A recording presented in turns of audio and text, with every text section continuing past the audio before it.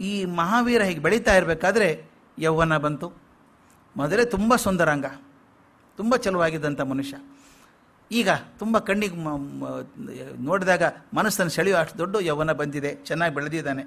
Naturally ಅವಾಗ ಏನಾಗುತ್ತೆ, ಅಪ್ಪ ಅಮ್ಮನಿಗೆ ಹೇಳಿ ಪ್ರಿಯಕಾರಿಣಿಗಾಗಲಿ ಸಿದ್ಧಾರ್ಥಿಗಾಗಲಿ ಬೆಳೆದ ಮಗನಿಗೆ ಮದುವೆ ಮಾಡಬೇಕು ಅಂತ ಒಂದು ಆಸೆ. ಮದುವೆ ಮಾಡಬೇಕು ಅಂತ ಸಿದ್ಧಾರ್ಥ ಹೇಳಲ್ಲ, ಇದು ಯಾವಾಗಲೂ ಹೀಗೆ, ಮನೆಯಲ್ಲೂ ಕೂಡ ಹೀಗೇನೆ. ಯಜಮಾನ್ರು ಹೆಂಡ್ತಿ ಹೇಳ್ತಾರೆ, ಕೇಳಿ ನೋಡು. ಮಗನಿಗೆ ಡೈರೆಕ್ಟ್ಲಿ ಅಪ್ಪ ಕೇಳಲ್ಲ, ಅಮ್ಮನ ಮೂಲಕನೇ ಕೇಳೋದೆಲ್ಲ ಶಾರ್ಟ್ಕಟ್ ಅವು. ಆಗ ಹಾಗೆ ಮಾಡ್ತಾನೆ ಅವನು. ಪ್ರಿಯಕಾರಣಿಗೆ ಹೇಳ್ತಾನೆ, ನಾನು ಹೇಳಿದರೆ ತಪ್ಪಾಗ್ಬೋದು, ನೀ ಮಾತಾಡಿ ನೋಡು ಮದುವೆ ವಿಚಾರ ಅಂತ.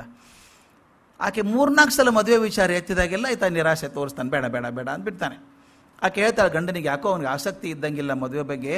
ರಾಜ್ಕುಮಾರ ನಮ್ಮ ಮನೆತನ ಬೆಳಿಬೇಕಾದ್ದೆ ಅವನಿಂದ, ಅದು ಮದುವೆ ಆಗದಿದ್ದರೆ ಹೇಗೆ ಅಂತ ಅವನು ಕೇಳಿದಾಗ ಅವನು ಹೇಳ್ತಾನೆ, ನೋಡು ನನಗೆ ಕಾಮದ ಬಗ್ಗೆ ಆಗಲಿ ಸಂಸಾರದ ಬಗ್ಗೆ ಆಗಲಿ ನನಗೆ ಯಾವುದರಲ್ಲೂ ಆಸಕ್ತಿ ಇಲ್ಲ, ಪೂರ್ತಿ ನಿರಾಸಕ್ತಿ ಇದೆ. ಆದ್ದರಿಂದ ಮದುವೆ ವಿಷಯವನ್ನು ಮೃದುವಾಗಿ ಆದರೆ ಖಚಿತವಾಗಿ ತೆಗೆದು ಹಾಕ್ಬಿಟ್ಟ ಅಂತ ಆತ ಹೇಳುವಂಥ ಮಾತು ಎಷ್ಟು ಚೆನ್ನಾಗಿದೆ. ನಾನು ಪ್ರಾಕೃತ ಭಾಷೆ ಹೇಳ್ತಾ ಹೋಗ್ತೀನಿ, ನೆನಪಿಡಬೇಕು ಅಂತೇನಿಲ್ಲ, ಅರ್ಥ ಆಗಿದ್ದರೂ ಅಡ್ಡಿಲ್ಲ, ಯಾಕಂದ್ರೆ ಅರ್ಥ ಹೇಳ್ತೀನಿ. ಕಮ್ಮ ಸಂಗೇಹಿ ಸಮ್ಮೂಢ ಅಂದರೆ ಆ ಕಾಲದ ಭಾಷೆ ಹೇಗಿತ್ತು ಅಂತ ಒಂದು ರುಚಿ ಟೇಸ್ಟ್ ಬರಲಿ ಅಂತ ಹೇಳೋದಷ್ಟೇ. ಕಮ್ಮ ಸಂಗೇಹಿ ಸಮ್ಮೂಢ ಮಖಿಯ ಬಹುವೇವ್ಯನ ಅಮಾಣುಪಾಸು ಜೋಣೀಸು ವಿಡಿ ಹಮ್ಮನ್ಸಿ ಪಾಣಿಣೋ. ನಿನ್ನೆ ಹೇಳಿದವರು ಕೇಳಿದ್ರೆ ಯಾರೋ ನನಗೆ, ನಿನ್ನೆ ಒಬ್ಬರು ಭಾಳ ಚಂದ ಲೆಕ್ಚರ್ ಆದಮೇಲೆ, ನಕಾರ ಕಮ್ಮಿ ಪ್ರಾಕೃತದಲ್ಲಿ, ನಕಾರ ಜಾಸ್ತಿ, ನ ಬರೋದು ಜಾಸ್ತಿ ಎಲ್ಲನೂ, ನ ಅನ್ನೋ ಬದಲು ಣ ಅಂತಾರೆ. ಅವ್ರು ಹೇಳ್ತಾರೆ, ಕಮ್ಮ ಸಂಗೇಹಿ ಸಮ್ಮೂಢ, ಕಮ್ಮ ಅಂದರೆ ಕಾಮ. ಯಾರು ಕಾಮವನ್ನು ಸಂಗ್ರಹ ಮಾಡಿಕೊಂಡಿದ್ದು ಮೂಢರಾಗಿರ್ತಾರೋ ಅದು ಭಯಂಕರವಾದ ದುಃಖ ಮತ್ತು ವೇದನೆಯನ್ನು ಮಾತ್ರ ಕೊಡುತ್ತೆ, ಇನ್ನೇನು ಕೊಡೋಕ್ಕೆ ಸಾಧ್ಯ ಇಲ್ಲ. ಕಾಮ ಅಂದರೆ ಅಪೇಕ್ಷೆ, ಯಾವುದೇ ವಸ್ತುವಿನ ಬಗ್ಗೆ ಅಪೇಕ್ಷೆ ಇರ್ಬೋದು. ನಮ್ಮ ಭಗವದ್ಗೀತೆಯಲ್ಲಿ ಹೇಳ್ತದೆ, ಧ್ಯಾಯತೆ ವಿಷಯಾನ್ ಪುಂಸ ಸಂಗಸ್ತೆ ಶೂಪಜಾಯತೆ ಸಂಗಾತ್ ಸಂಗಾಯತೆ ಕಾಮಾತ್ ಕಾಮಾತ್ ಕ್ರೋಧೋಭಿ ಜಾಯತೆ ಕ್ರೋಧಾತ್ ಭವತಿ ಸಮ್ಮೋಹ ಸಮ್ಮೋಹ ಸ್ಮೃತಿ ವಿಭ್ರಮ ಸ್ಮೃತಿಭ್ರಂಶಾತ್ ಬುದ್ಧಿನಾಶೋ ಬುದ್ಧಿನಾಶಾತ್ ಪ್ರಣಶ್ಯತಿ. ಅಂದರೆ ಎಲ್ಲಿಂದ ಎಲ್ಲಿ ಸಂಘದಿಂದ ಶುರು ಆಗುವಂಥದ್ದು. ಮೊದಲು ಯಾವುದನ್ನು ಅಪೇಕ್ಷೆ ಮಾಡ್ತೀನಿ, ಅದ್ರ ಬಗ್ಗೆ ಪಡ್ಕೋಬೇಕು ಅಂತ ಅನಿಸುತ್ತೆ, ಮೋಹ ಶುರು ಆಗ್ತದೆ, ಸಿಗದೆ ಹೋದಾಗ ಕೋಪ ಬರುತ್ತೆ. ಇದೆಲ್ಲ ಹೆಂಗೆ ಹಾಕ್ಕೊಂಡು ಮನುಷ್ಯನ ಹಾಳು ಮಾಡ್ತದೆ ಅಂತ ಅದಕ್ಕೆ ಚಂದ ಹೇಳ್ತಾನೆ. ಚಿರಕಾಲ ಮನುಷ್ಯೋತ್ತರ ಯೋನಿಯಲ್ಲಿ ಸುತ್ತಾಡಬೇಕಾಗತ್ತೆ ನಾನು ಇದಕ್ಕೆ ಹಾಕ್ಕೊಂಡ್ರೆ. ರಾಗ ದ್ವೇಷ ಎರಡೂ ಕರ್ಮದ ಬೀಜಗಳಿದ್ದ ಹಾಗೆ, ಇವನು ಪಾರಾಗಬೇಕು ಅಂತ ಹೇಳ್ತಾನೆ. ಮುಂದಿನ ಮಾತು ಚೆನ್ನಾಗಿದೆ, ಇದು ಭಗವದ್ಗೀತೆಗೆ ಸಂವಾದಿಯಾಗಿ ಬರೋದು ಅಂತ ಇರೋದ್ರಿಂದ ತಗೊಂಡೆ ನಾನು. ದುಃಖಂ ಹಯಂ ಜಸ್ಸ ನಹೋಯಿ ಮೊಹೋ ಮೋಹೋ ಹವೋ ಜಸ್ಸನ ಹೋಯಿ ತಣ್ಣ ತಣ್ಣ ಹಯ ಜಸ್ಸನ ಹೋಯಿ ಲೋಹೋ ಲೋಹೋ ಹಜಸ್ಸ ಜನ ಕಿಂಚಾಣಂ ಅಂತ. ಅಂದರೆ ಯಾರಿಗೆ ಮೋಹ ಇಲ್ಲವೋ ಅವರಿಗೆ ದುಃಖ ಇಲ್ಲ, ಯಾರಿಗೆ ತೃಷ್ಣೆ ಇಲ್ಲವೋ ಅವರಿಗೆ ಮೋಹ ಇಲ್ಲ, ಯಾರಿಗೆ ಲೋಭ ಇಲ್ಲವೋ ಅವರಿಗೆ ತೃಷ್ಣೆ ಇಲ್ಲ, ಯಾರ ಹತ್ರ ಲೋಭ ಮಾಡುವಂಥ ಪದಾರ್ಥ ಇಲ್ಲವೋ ಅವರಿಗೆ ಲೋಭ ಸಹ ಇಲ್ಲ. ಲೋಭದಿಂದ ಶುರು ಆಗುವಂಥದ್ದು ಅದು ಆಗಲೇ ಹೇಳಿದ್ನಲ್ಲ, ಸಂಗಾಯತೆ ಕಾಮ, ಒಂದಕ್ಕೊಂದು ಲಿಂಕ್ ಆದ ಹಾಗೆ ಮೋಹ ತೃಷ್ಣೆ ಲೋಭ ಇದೆಲ್ಲವನ್ನು ಒಂದಕ್ಕೊಂದು ತೂಕಡಿಸಿ ಬರ್ತದೆ. ಆದ್ದರಿಂದ ಈ ಕಾಮ ಮೋಹ ಲೋಭಗಳಿಗೆಲ್ಲ ಮೂಲವಾದಂಥ ಸಂಸಾರದಲ್ಲಿ ನನಗೆ ಆಸಕ್ತಿ ಇಲ್ಲ, ನನ್ನ ಮದುವೆಗೆ ಒತ್ತಾಯ ಮಾಡಬೇಡಿ ಅಂತ ಖಚಿತವಾಗಿ ಹೇಳಿಬಿಟ್ರು. ನಾನು ಅವಿವಾಹಿತನಾಗೇ ಇರ್ತೀನಿ ಅಂತ. ಇದು ಸ್ವಲ್ಪ ವಿವಿಧವಾದದ್ದು ನಾಳೆ ಹೇಳ್ತೀನಿ, ವಿಭಿನ್ನವಾದದ್ದನ್ನು. ಯಾಕಂದರೆ ಜೈನ ಧರ್ಮದಲ್ಲಿ 2 ಪಂಥ ಇದೆ ಈಗ, ದಿಗಂಬರ ಪಂಥ ಒಂದು, ಶ್ವೇತಾಂಬರ ಪಂಥ ಅಂತ. ಶ್ವೇತಾಂಬರಿಗಳು ಮಹಾವೀರರ ಮದುವೆ ಆಗಿದ್ದರು ಅಂತ ನಂಬ್ತಾರೆ, ದಿಗಂಬರರು ಮದುವೆ ಆಗಲಿಲ್ಲ ಅಂತ ನಂಬ್ತಾರೆ. ಆದ್ದರಿಂದ ಇದನ್ನು ಹೇಳಿಬಿಡ್ತೇನೆ, ಮುಂದೆ ಅದಕ್ಕೆ ವ್ಯತ್ಯಾಸಗಳನ್ನು ನಾಳೆ ಹೇಳ್ತೀನಿ. ಮೂಲ ವ್ಯತ್ಯಾಸ ಎರಡರ ನಡುವೆ ಏನು ಅನ್ನೋದು ಭಾಳ ಮುಖ್ಯ ಇದೆ.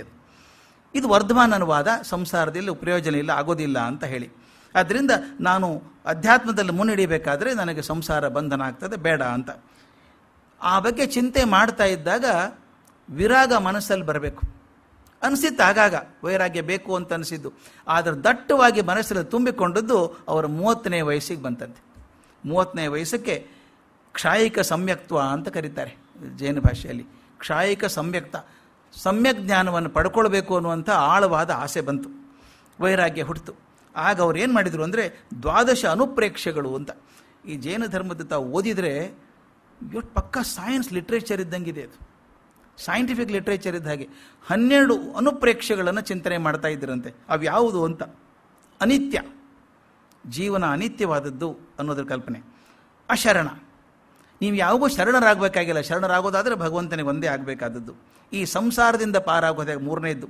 ಏಕತ್ವ, ಅನ್ಯತ್ವ, ಅಶುಚಿ, ಆಶ್ರವ, ಸಂವರ, ನಿರ್ಜರ, ಲೋಕ, ಬೋಧಿ ದುರ್ಲಭ ಮತ್ತು ಧರ್ಮ. ಇವು 12 ವಿಧಗಳಂತೆ. ಈ ಅನುಪ್ರೇಕ್ಷೆಗಳ ಬಗ್ಗೆ ಚಿಂತೆ ಮಾಡೋಕ್ಕೆ ಶುರು ಮಾಡಿದರು. ನನಗನ್ಸುತ್ತೆ ಎಷ್ಟು ಸೈಂಟಿಫಿಕ್ ಆಗಿದೆ. ನಾನು ವಿಜ್ಞಾನದ ವಿದ್ಯಾರ್ಥಿಯಾಗಿಯೂ ಹೇಳಬೇಕಾದ್ರೆ ಥಿಯರಿ ಆಫ್ ಎಟಾಮಿಸಮ್, ನಮ್ಮ ಎಟಾಮಿಕ್ ಸ್ಟ್ರಕ್ಚರ್ ಬಗ್ಗೆ, ಅಣು ಸಿದ್ಧಾಂತದ ಬಗ್ಗೆ ಏನು ಹೇಳ್ತೀವಿ, ಜೈನ ಧರ್ಮದಲ್ಲಿ ಎಷ್ಟು ಒಳ್ಳೆ ಪುಸ್ತಕಗಳಿದ್ದಾವೆ ಅಂತಂದರೆ, ನಾವೇನು ಕ್ವಾಂಟಮ್ ಮೆಕ್ಯಾನಿಕ್ಸ್ ಅಂತ ಕರಿತೀವಿ ಇದನ್ನೆಲ್ಲ ಆಗಿ ಬರೆದಿಟ್ಟಿದ್ದಾರೆ ಅವರು. ತಲಸ್ಪರ್ಶಿಯಾದಂಥ ಅಧ್ಯಯನ ಅದು, ಮೋಸ್ಟ್ ಸೈಂಟಿಫಿಕ್ ಮಾಡಿಟ್ಟಿದ್ದಾರೆ. ಅದನ್ನೆಲ್ಲ ಚಿಂತೆ ಮಾಡೋಕ್ಕೆ ಶುರು ಮಾಡಿದ್ರಂತೆ. ಇದೆಲ್ಲ ಮಾಡಿದ್ರೆ ವೈರಾಗ್ಯಕ್ಕೆ ಕಾರಣ ಆಗ್ತದೆ ಅಂತ. ಒಂದು ಸಲ ಅನುಪ್ರೇಕ್ಷೆಗಳನ್ನು ಚಿಂತೆ ಮಾಡೋಕ್ಕೆ ಶುರು ಮಾಡಿದ ತಕ್ಷಣ ಬ್ರಹ್ಮ ಸ್ವರ್ಗದಲ್ಲಿದ್ದಂಥ ಸೌಧರ್ಮೇಂದ್ರನಿಗೆ ಗೊತ್ತಾಯಿತು. ದೇವತೆಗಳ ಕೆಳಗೆ ಬಂದರು. ನಾ ಆಗಲೇ ಹೇಳಿದ್ನಲ್ಲ, ಬಂದವರು ನಿರ್ಧಾರ ಮಾಡ್ತಾರೆ ಮನಸ್ಸಲ್ಲಿ ಹುಟ್ಟಿದಂಥ ವೈರಾಗ್ಯ ಖಚಿತವಾಗಿದೆಯೋ ಅಥವಾ ಇನ್ನೂ ಅನಿಶ್ಚಿತವಾಗಿದೆಯೋ ಅಂತ. ತೀರ್ಥಂಕರಿಗೆ 3 ಪ್ರದಕ್ಷಿಣೆ ಹಾಕಿ ನಮಸ್ಕಾರ ಮಾಡಿ, ಪ್ರಭು ನೀನು ದೀಕ್ಷೆಯನ್ನು ತಗೋಬೇಕು ಅಂತ ತೀರ್ಮಾನ ಮಾಡಿದ್ದುಂಟೋ ಅಂತ ಕೇಳ್ತಾರೆ. ಹೌದು ಅಂತಾನೆ. ಖಚಿತವಾಗಿದೆಯೋ ಅಂತ. ಹೌದು, ನನಗೆ ಗೊತ್ತು ನೀ ಒಂದು ಸಲ ಮನಸ್ಸು ಮಾಡಿದ್ರೆ ಹಿಂದೆ ಹೋಗಲ್ಲ ಅಂತ. ಇದು ಭಾಳ ತಮಾಷೆ ಇದು. ಮಕ್ಕಳಿಗೆ ಮಾಡ್ತೀವಿ ನಾವು, ಗುಡ್ ಗರ್ಲ್ ಅಲ್ಲ ನೀನು, ಇಷ್ಟು ಮಾಡಿದರೆ ಗುಡ್ ಗರ್ಲ್, ಅದು ಗುಡ್ ಗರ್ಲ್ ಅನ್ಸ್ಕೋಬೇಕು ಅಂತ ಪಾಪ ಎಲ್ಲ ಮಾಡುತ್ತೆ ಅದು. ಹಾಗೆ ಕನ್ಫರ್ಮ್ ಮಾಡಬೇಕು ಇದನ್ನು. ಒಂದು ಸಲ ಅವ್ರ ಕಡೆಯಿಂದ ಹೇಳಿಸೋದು, ನನಗೆ ಗೊತ್ತು ನೀ ಹಿಂದೆ ಹೋಗಲ್ಲ ಅಂತ ಗೊತ್ತು, ನಿನ್ನ ಮನಸ್ಸು ಭಾಳ ಖಚಿತ ಅಂತ ಗೊತ್ತು ನನಗೆ, ಅಂದರೆ ಖಚಿತವಾಗಲೇಬೇಕು, ಬೇರೆ ಗತಿ ಇಲ್ಲ ಅದು. ಆ ಥರದ್ದು ಮಾಡುವಂಥದ್ದು. ನನ್ನ ಕಡೆ ಕೇಳಿದ್ದೆ ಇದನ್ನು, ಕ್ಲಾರಿಫೈಯಿಂಗ್ ಕಮ್ಯುನಿಕೇಷನ್ ಅಂತ ಒಂದು ಬರ್ತದೆ. ಈ ಕೆಲವು ಗಲ್ಫ್ ಕಂಟ್ರಿಯಲ್ಲಿ ದಾಸಿಯರಿರ್ತಾರೆ, ಅವ್ರು ಜೀತದ ಆಳಗಳಿದ್ದ ಹಾಗೆ, ಹೊರಗೆ ಹೋಗೋಂಗಿಲ್ಲ ಅವರು. ಅವ್ನು ಭಾರಿ ಕೆಲಸ ಮಾಡಿಸ್ತಾರೆ ಅವ್ರ ಕಡೆಯಿಂದ. ಒಂದು ಸಲ ಒಂದು ಪಾರ್ಟಿ ಮಾಡಿದ್ದರಂತೆ ಎಲ್ಲರೂ, ಯಜಮಾನರು, ಖಲೀಫಾ, 106 ಜನ ಬಂದಿದ್ದಾರೆ. ಅವರಿಗೆಲ್ಲ ಊಟ ಗೀಟ ಎಲ್ಲ ಕೊಡಬೇಕಲ್ಲ, ಹೇಗೆ ನಿಂತ್ಕೊಂಡಾಗ ಕೊಡಬೇಕು. ತಟ್ಟೆ ತೊಗೊಂಡು ಹೋಗಿ ಯಾರೊಬ್ಬರು ಹಾಯ್ದು ಬಿಟ್ಟರು. ಅಲ್ಲಿದ್ದಂಥ ಸಾಂಬಾರೋ ಯಾವುದೋ ಒಂದು ಪದಾರ್ಥ ಒಬ್ಬ ಶ್ರೀಮಂತನ ಮೈ ಮೇಲೆ ಬಿದ್ದುಬಿಡ್ತು. ಬಿದ್ದ ತಕ್ಷಣ ಯಜಮಾನ ಇದ್ದಾನಲ್ಲ, ಬೆಂಕಿ ಆಗಿಬಿಟ್ಟ ಅವನು. ಮನೆಗೆ ಬಂದ ಅತಿಥಿ ಮೈ ಮೇಲೆ ಹಾಕ್ಬಿಟ್ಟಲ್ಲ ನೀನು ಇದನ್ನು, ನಿನ್ನ ಅಂದ. ಇನ್ನೇನು ಬೈತಿದ್ದ ಅವನು ಅಷ್ಟರೊಳಗೆ. ಅಷ್ಟು ದಾಸ ಏನು ಮಾಡ್ದ ಗೊತ್ತಾ, ಎಲ್ಲರೂ ನೋಡ್ತಾ ಇದ್ರು, ಏನು ಮಾಡ್ತಾನೆ ಇವನು, ಉಳಿದ ಅತಿಥಿಗಳೆಲ್ಲ. ಯಜಮಾನ ನೋಡಲೇ ಇಲ್ಲ, ಅತಿಥಿ ನೋಡಿದ. ನಮ್ಮ ಯಜಮಾನರಷ್ಟು ತಾಳ್ಮೆ ಜಗತ್ತಲ್ಲಿ ಯಾರಿಗೂ ಇಲ್ಲ ಅಂದ. ಮತ್ತು ಇವನು ತಾಳ್ಮೆ ತೋರಿಸ್ಲೇಬೇಕಲ್ಲ, ನೋಡ್ಕೊಂಡು ಮಾಡಬಾರ್ದೇನೋ ಅಂದ. ನಿಜವಾಗ್ಲೂ ಹೇಳ್ತೀನಿ, ನಿಮಗೆಲ್ಲರಿಗೂ ಗೊತ್ತಿಲ್ಲ ನಮ್ಮ ಯಜಮಾನರು ಎಷ್ಟು ದೊಡ್ಡವರು ಅಂತ. ಅವ್ರ ಮನಸ್ಸು ಎಷ್ಟು ದೊಡ್ಡದು ಅಂದರೆ ನನ್ನ ಕಡೆ ಸಣ್ಣ ಪುಟ್ಟ ತಪ್ಪಾದರೂ ಕೂಡ ಬೈಯೋಲ್ಲ ನನಗವರು. ಅವ್ರು ಬೈಲೇ ಇಲ್ಲ. ಇನ್ನು ಮುಂದೆ ಹೇಳಿದೆ, ಅಷ್ಟೇ ಅಲ್ಲ, ನಿಮಗೆ ಗೊತ್ತಿಲ್ಲ, ನಾನು ಇಷ್ಟು ವರ್ಷ ಸೇವೆ ಮಾಡಿದ್ದೀನಿ ಅವರಿಗೆ, ಅದು ಗೊತ್ತಿದೆ, ಅವ್ರ ಮನಸ್ಸಲ್ಲಿ ಇದೆ. ಅವ್ರು ಏನು ಮಾಡ್ತಾರೆ ಗೊತ್ತಾ, ಈ ಪಾರ್ಟಿ ಮುಗಿದು ನನಗೆ ಸನ್ಮಾನ ಮಾಡ್ತಾರೆ, ನೀನು ಚೆನ್ನಾಗಿ ಮಾಡ್ತೀಯಾ ಅಂತ ಹೇಳ್ತಾರೆ. ಅಷ್ಟೇ ಅಲ್ಲ, ಅವ್ರ ಮನಸ್ಸು ಬಂದರೆ ನನ್ನ ದಾಸ್ಯದಿಂದ ಬಿಡುಗಡೆ ಕೂಡ ಮಾಡಬಹುದು ಅವರು. ಇಷ್ಟೆಲ್ಲ ಹೇಳಿದ್ಮೇಲೆ ಮತ್ತೆ ಇಷ್ಟು ಮಂದಿ ಮುಂದೆ ಹೇಳಿದಾರಲ್ಲ, ಅದಕ್ಕೆ ಅವನು ಹೇಳಿದಂತೆ, ಹೌದು ತಪ್ಪು ಒಡಲ್ಲ, ಸಹಾಯ ಮಾಡ್ತೀಯ ಕೆಲಸ, ನೀನು ಇವತ್ತು ತಪ್ಪು ಮಾಡಿದ್ಯಾ, ಏನೇ ಆಗಲಪ್ಪ, ಇವತ್ತು ಸಾಯಂಕಾಲ ಮುಗಿದ ಮೇಲೆ ನೀನು ದುಡ್ಡು ಕೊಡ್ತೀನಿ, ನಿನ್ನ ದಾಸ್ಯ ಮುಗಿತು, ಹೋಗು ಅಂದರು. ಆತ ಹೋದ ಆರಾಮಾಗಿ. ಅಂದರೆ ಖಚಿತವಾಗಿ ಮಾಡಬೇಕಾದ್ರೆ ಮೊದಲು ಕೇಳ್ಕೋಬೇಕು, ಹೌದು ಇನ್ನಾಗಲ್ಲ ಅಂಥೇಳಿ. ಎಷ್ಟೊತ್ತು ಹೇಳ್ತಾರೆ, 3-4 ತಿಂಗಳು ಕೂತ್ಕೊಂಡು ಇಂಥ ಕಾರ್ಯ ನೀನು ಮಾಡಲಾರ್ದು ಇನ್ಯಾರು ಮಾಡೋಕ್ಕೆ ಸಾಧ್ಯ ಅಂತ ಸ್ತುತಿಸಿ ಅವನ ನಿಶ್ಚಯವನ್ನು ದೃಢ ಮಾಡಿದರಂತೆ. ಆದರೆ ಒಂದು ಬೇಜಾರು ಅಪ್ಪ ಅಮ್ಮನಿಗಿರೋದು, ಸಣ್ಣ ವಯಸ್ಸಿನ ಹುಡುಗ, 30 ವರ್ಷದ ಹುಡುಗ, ರಾಜ್ಕುಮಾರ, ಚೆನ್ನಾಗಿ ಬೆಳೆದವನು, ಈಗ ದಿಗಂಬರ ದೀಕ್ಷೆ ತೊಗೊಂಡು ಹೋಗ್ತಾನಲ್ಲ ಅಂತ ಮನೆಯಲ್ಲಿ ಎಲ್ಲರಿಗೂ ದುಃಖ ಆಗಿತ್ತು. ತಾಯಿ ಬೇಡ್ಕೊಂಡ್ಲ ಅವನ್ನ, ಬೇಡೋ ನೀನು ಇದ್ದುಬಿಡು, ಮನೇಲಿ ಧ್ಯಾನ ಮಾಡ್ಕೊಂಡು ಹಾಗೆ ಇರು, ಮದುವೆ ಆಗ್ತಿದ್ರು ಅಡ್ಡಿ ಇಲ್ಲ ಅಂತ. ಆಗ ಮೇಲೆ ಸೌಧರ್ಮೇಂದ್ರ ಕುಂಡಪುರಕ್ಕೆ ಬಂದು ತಾಯಿ ಪ್ರಿಯಕಾರಣಿಗೆ ಹೇಳಿ, ಅಮ್ಮ ಅವನ ಮನೇಲಿ ಇರೋಕ್ಕೆ ಬಂದವನಲ್ಲ, ಅವನು ಬಂದದ್ದೇ ತೀರ್ಥಂಕರ ಆಗಬೇಕು ಅಂತ ಬಂದವನು. ತೀರ್ಥಂಕರ ಆಗೋದಕ್ಕೆ ಬಂದವನ ಮನೇಲಿ ಇಟ್ಕೊಳ್ಳೋ ಶಕ್ತಿ ನಿನಗೂ ಇಲ್ಲ, ನನಗೂ ಇಲ್ಲ, ಆದ್ದರಿಂದ ಬಿಟ್ಬಿಡು, ಅವನ್ನ ಆಶೀರ್ವಾದ ಮಾಡಿ ಕಳಿಸು ಅಂತ ಹೇಳ್ತಾನೆ. ಬಂದು ತನ್ನ ಜೊತೆಗೆ ಬಂದಿರ್ತಾರಲ್ಲ ದೇವಗಣ ಕರ್ಕೊಂಡಾಗ ಆ ತೀರ್ಥಂಕರನಿಗೆ ಅಭಿಷೇಕ ಮಾಡಿ, ಚಂದ್ರಪ್ರಭಾ ಅನ್ನುವಂಥ ಪಲ್ಲಕ್ಕಿ, ದಯವಿಟ್ಟು ನೆನಪಿಡಬೇಕಾದ್ದು, ಪ್ರತಿಯೊಬ್ಬ ತೀರ್ಥಂಕರನಿಗೆ ಆ ಪಲ್ಲಕ್ಕಿ ಬಂದಾಗ ಒಂದು ಬೇರೆ ಹೆಸರು ಇರ್ತದೆ. ಮಹಾವೀರರಿಗೆ ಕರ್ಕೊಂಬಂದಂಥ ಪಲ್ಲಕ್ಕಿ ಹೆಸರು ಚಂದ್ರಪ್ರಭಾ ಅಂತ. ಪಲ್ಲಕ್ಕಿಯಲ್ಲಿ ಕೂಡಿಸ್ಕೊಂಡು ಊರ ಹತ್ತಿರ ಜ್ಞಾತ್ರಖಂಡ ಅಂತ ಒಂದು ವನ, ಆ ವನ ಕರ್ಕೊಂಬರ್ತಾರೆ. ಅಶೋಕ ವೃಕ್ಷದ ಬುಡದಲ್ಲಿ ಒಂದು ಶಿಲಾ ಕಲ್ಲಿದೆ, ಕಲ್ಲಿಂದು ಮಂಟಪ ಇದೆ, ಅಲ್ಲಿ ಕೂಡಿಸ್ತಾರೆ. ಆಗ ತನ್ನ ಮೈ ಮೇಲಿದ್ದಂಥ ಆಭರಣಗಳನ್ನು, ಬಟ್ಟೆಗಳನ್ನು ತೆಗೆದು ಎಲ್ಲರ ಕೊಟ್ಟು, ತನ್ನ ಕೂದಲುಗಳನ್ನು 5 ಮುಷ್ಟಿಯಿಂದ ಕಿತ್ತಿ ಅವನು ಕೊಟ್ಟು, ಸಿದ್ಧ ಪರಮೇಶ್ವರಿಗೆ ನಮಸ್ಕಾರ ಮಾಡಿ, ಅವತ್ತು ಮಾರ್ಗಶಿರ ಶುದ್ಧ ದಶಮಿ, ಹಸ್ತ ನಕ್ಷತ್ರ, ಇಂಗ್ಲೀಷ್ ಕ್ಯಾಲೆಂಡರ್ ಪ್ರಕಾರ ಸೋಮವಾರ ಡಿಸೆಂಬರ್ 29 ಕ್ರಿಸ್ತಪೂರ್ವ 569 ಆ ದಿವಸ ತೀರ್ಥಂಕರು ದಿಗಂಬರ ದೀಕ್ಷೆಯನ್ನು ಪಡ್ಕೊಂಡ್ರಂತೆ. ಪಡ್ಕೊಂಡ ಮೊಟ್ಟ ಮೊದಲನೇ ಮಾತು ಹೇಳಿದ್ದು ಮಹಾವೀರ ಹೇಳಿದ್ದು, ಇದು ಭಾಳ ನೆನಪಿಡಬೇಕಾದದ್ದು. ದಿಗಂಬರ ದೀಕ್ಷೆ ತಗೊಂಡು ಸನ್ಯಾಸಿ ಆದ ತಕ್ಷಣ ಮೊದಲನೇ ಮಾತು, ಖಮ್ಮಾಮಿ ಸೌವಜೀವೇ ಸವ್ವೇ ಜೀವ ಖಮಂತು ಮೇ ಮೇತ್ತಿ ಮೇ ಸವ್ವಭೂದೇಶು ವೇರಂ ಮಜ್ಜಂ ನಕೇಣಯಿ. ಖಮ್ಮಾಮಿ ಸೌವಜೀವೇ, ಖಮ್ಮ ಅಂದರೆ ಕ್ಷಮೆ, ಹೋಗಿ ಖಮ್ಮ ಆಗ್ತದೆ ಅದು ಪ್ರಕೃತದಲ್ಲಿ. ನಾನು ಎಲ್ಲ ಜೀವಿಗಳನ್ನು ಕ್ಷಮಿಸ್ತೇನೆ. ಮತ್ತು ಸವ್ವೇ ಜೀವ ಖಮಂತು ಮೇ, ಎಲ್ಲ ಜೀವಿಗಳು ನನ್ನನ್ನು ಕ್ಷಮೆ ಮಾಡಲಿ ಅಂತ. ನಾನು ಎಲ್ಲ ಜೀವಿಗಳಿಗೂ ಕ್ಷಮೆ ಮಾಡ್ತೇನೆ, ಎಲ್ಲ ಜೀವಿಗಳು ನನ್ನ ಕ್ಷಮೆ ಮಾಡಲಿ. ನನಗೆ ಎಲ್ಲ ಜೀವಿಗಳಲ್ಲೂ ಮೈತ್ರಿ ಇದೆ. ಮೇತ್ತಿ ಮೇ ಸರ್ವಭೂತೇಶು, ಸರ್ವಭೂತೇಶು ಅಂತ ಸಂಸ್ಕೃತದಲ್ಲಿ ಹೇಗೆ ಬರ್ತದೆ, ಸಂಸ್ಕೃತದ ಸ್ವಲ್ಪ ತದ್ಭವಾಗುವಂಥ ರೂಪ ಇದು. ಸರ್ವಭೂತೇಶು ಅಂತ ನಾವು ಹೇಳೋದನ್ನು ಅದನ್ನು ಸರ್ವಭೂತೇಶು ಅಂತ ಬರ್ತದೆ. ಮೇತ್ತಿ ಮೇ ಸರ್ವಭೂತೇಶು, ನನಗೆ ಎಲ್ಲ ಭೂತಗಳಲ್ಲಿ ಜೀವಗಳಲ್ಲಿ ನನಗೆ ಮೈತ್ರಿ ಇದೆ. ವೇರಂ ಮಜ್ಜಂ ನಕೇಣವಿ, ನನಗೆ ಯಾರಲ್ಲೂ ವೈರ ಇಲ್ಲ ಅನ್ನೋದನ್ನು ಮಾತು ಹೇಳಬೇಕು. ತಾವು ಗಮನಿಸಿರಬೇಕು, ಜೈನ ಸಂಪ್ರದಾಯದಲ್ಲಿ ಈಗಾದರೂ ಪ್ರತಿ ವರ್ಷ ಕ್ಷಮಾಪಣಾ ಪರ್ವ ಅಂತ ಮಾಡ್ತಾರೆ. ಕ್ಷಮಾಪರ್ವ ಅಂತ ಮಾಡ್ತಾರೆ. ನಿಮ್ಗೆ ಜೈನ ಸ್ನೇಹಿತರಿದ್ದರೆ ಗೊತ್ತಿರುತ್ತೆ. ಅವತ್ತಿನ ದಿವಸ ಬಂದು ಎಲ್ಲರನ್ನೂ ಪ್ರದೂಷಣ ಪರ್ವ ಅಂತ ಕರೀತಾರೆ. ಬಂದು ಕ್ಷಮೆ ಕೇಳ್ತಾರೆ. ನನ್ನಿಂದ ಏನಾದರೂ ತಪ್ಪಾಗಿದ್ದರೆ ಕ್ಷಮಿಸ್ಬಿಡಿ, ನನ್ನ ಮನಸ್ಸಲ್ಲಿ ದ್ವೇಷ ಇಟ್ಕೋಬೇಡಿ, ನನ್ನ ಬಗ್ಗೆ ನಿಮ್ಮ ಬಗ್ಗೆ ನಂಗೆ ತುಂಬ ಗೌರವ ಇದೆ ಅಂತ ಹೇಳಿ ನಮಸ್ಕಾರ ಮಾಡಿ ಹೋಗ್ತಾರೆ. ಸ್ನೇಹಿತರಿಗೆಲ್ಲ ಹೇಳ್ತಾರೆ. ಅವ್ರ ಪರಿವಾರದ ಎಲ್ಲರೂ ಹೇಳಬೇಕು ಅದನ್ನು. ಅದು ಪ್ರದೂಷಣ ಪರ್ವ ಅಂತ ಮಾಡ್ತಾರೆ. ಅದನ್ನು ಶುರು ಆದದ್ದಲ್ಲಿ ಎಂದು ಘೋಷಣೆ ಮಾಡಿ ಜನ ಎಲ್ಲ ಜಯಕಾರ ಮಾಡಿದ್ರಂತೆ. ಅವ್ರ ವರ್ಣನೆಯನ್ನು ಮಾಡಿದ್ದು ನನಗದು ಓದಬೇಕು ಅನಿಸ್ಬಿಡ್ತು. ಹೇಗೆ ಕಾಣಿಸ್ತಿದ್ರು ಅವರು ಅನ್ನೋದನ್ನು ಆ ಜೈನ ಮುನಿಗಳು ವರ್ಣನೆ ಮಾಡಿದ್ದಾರೆ.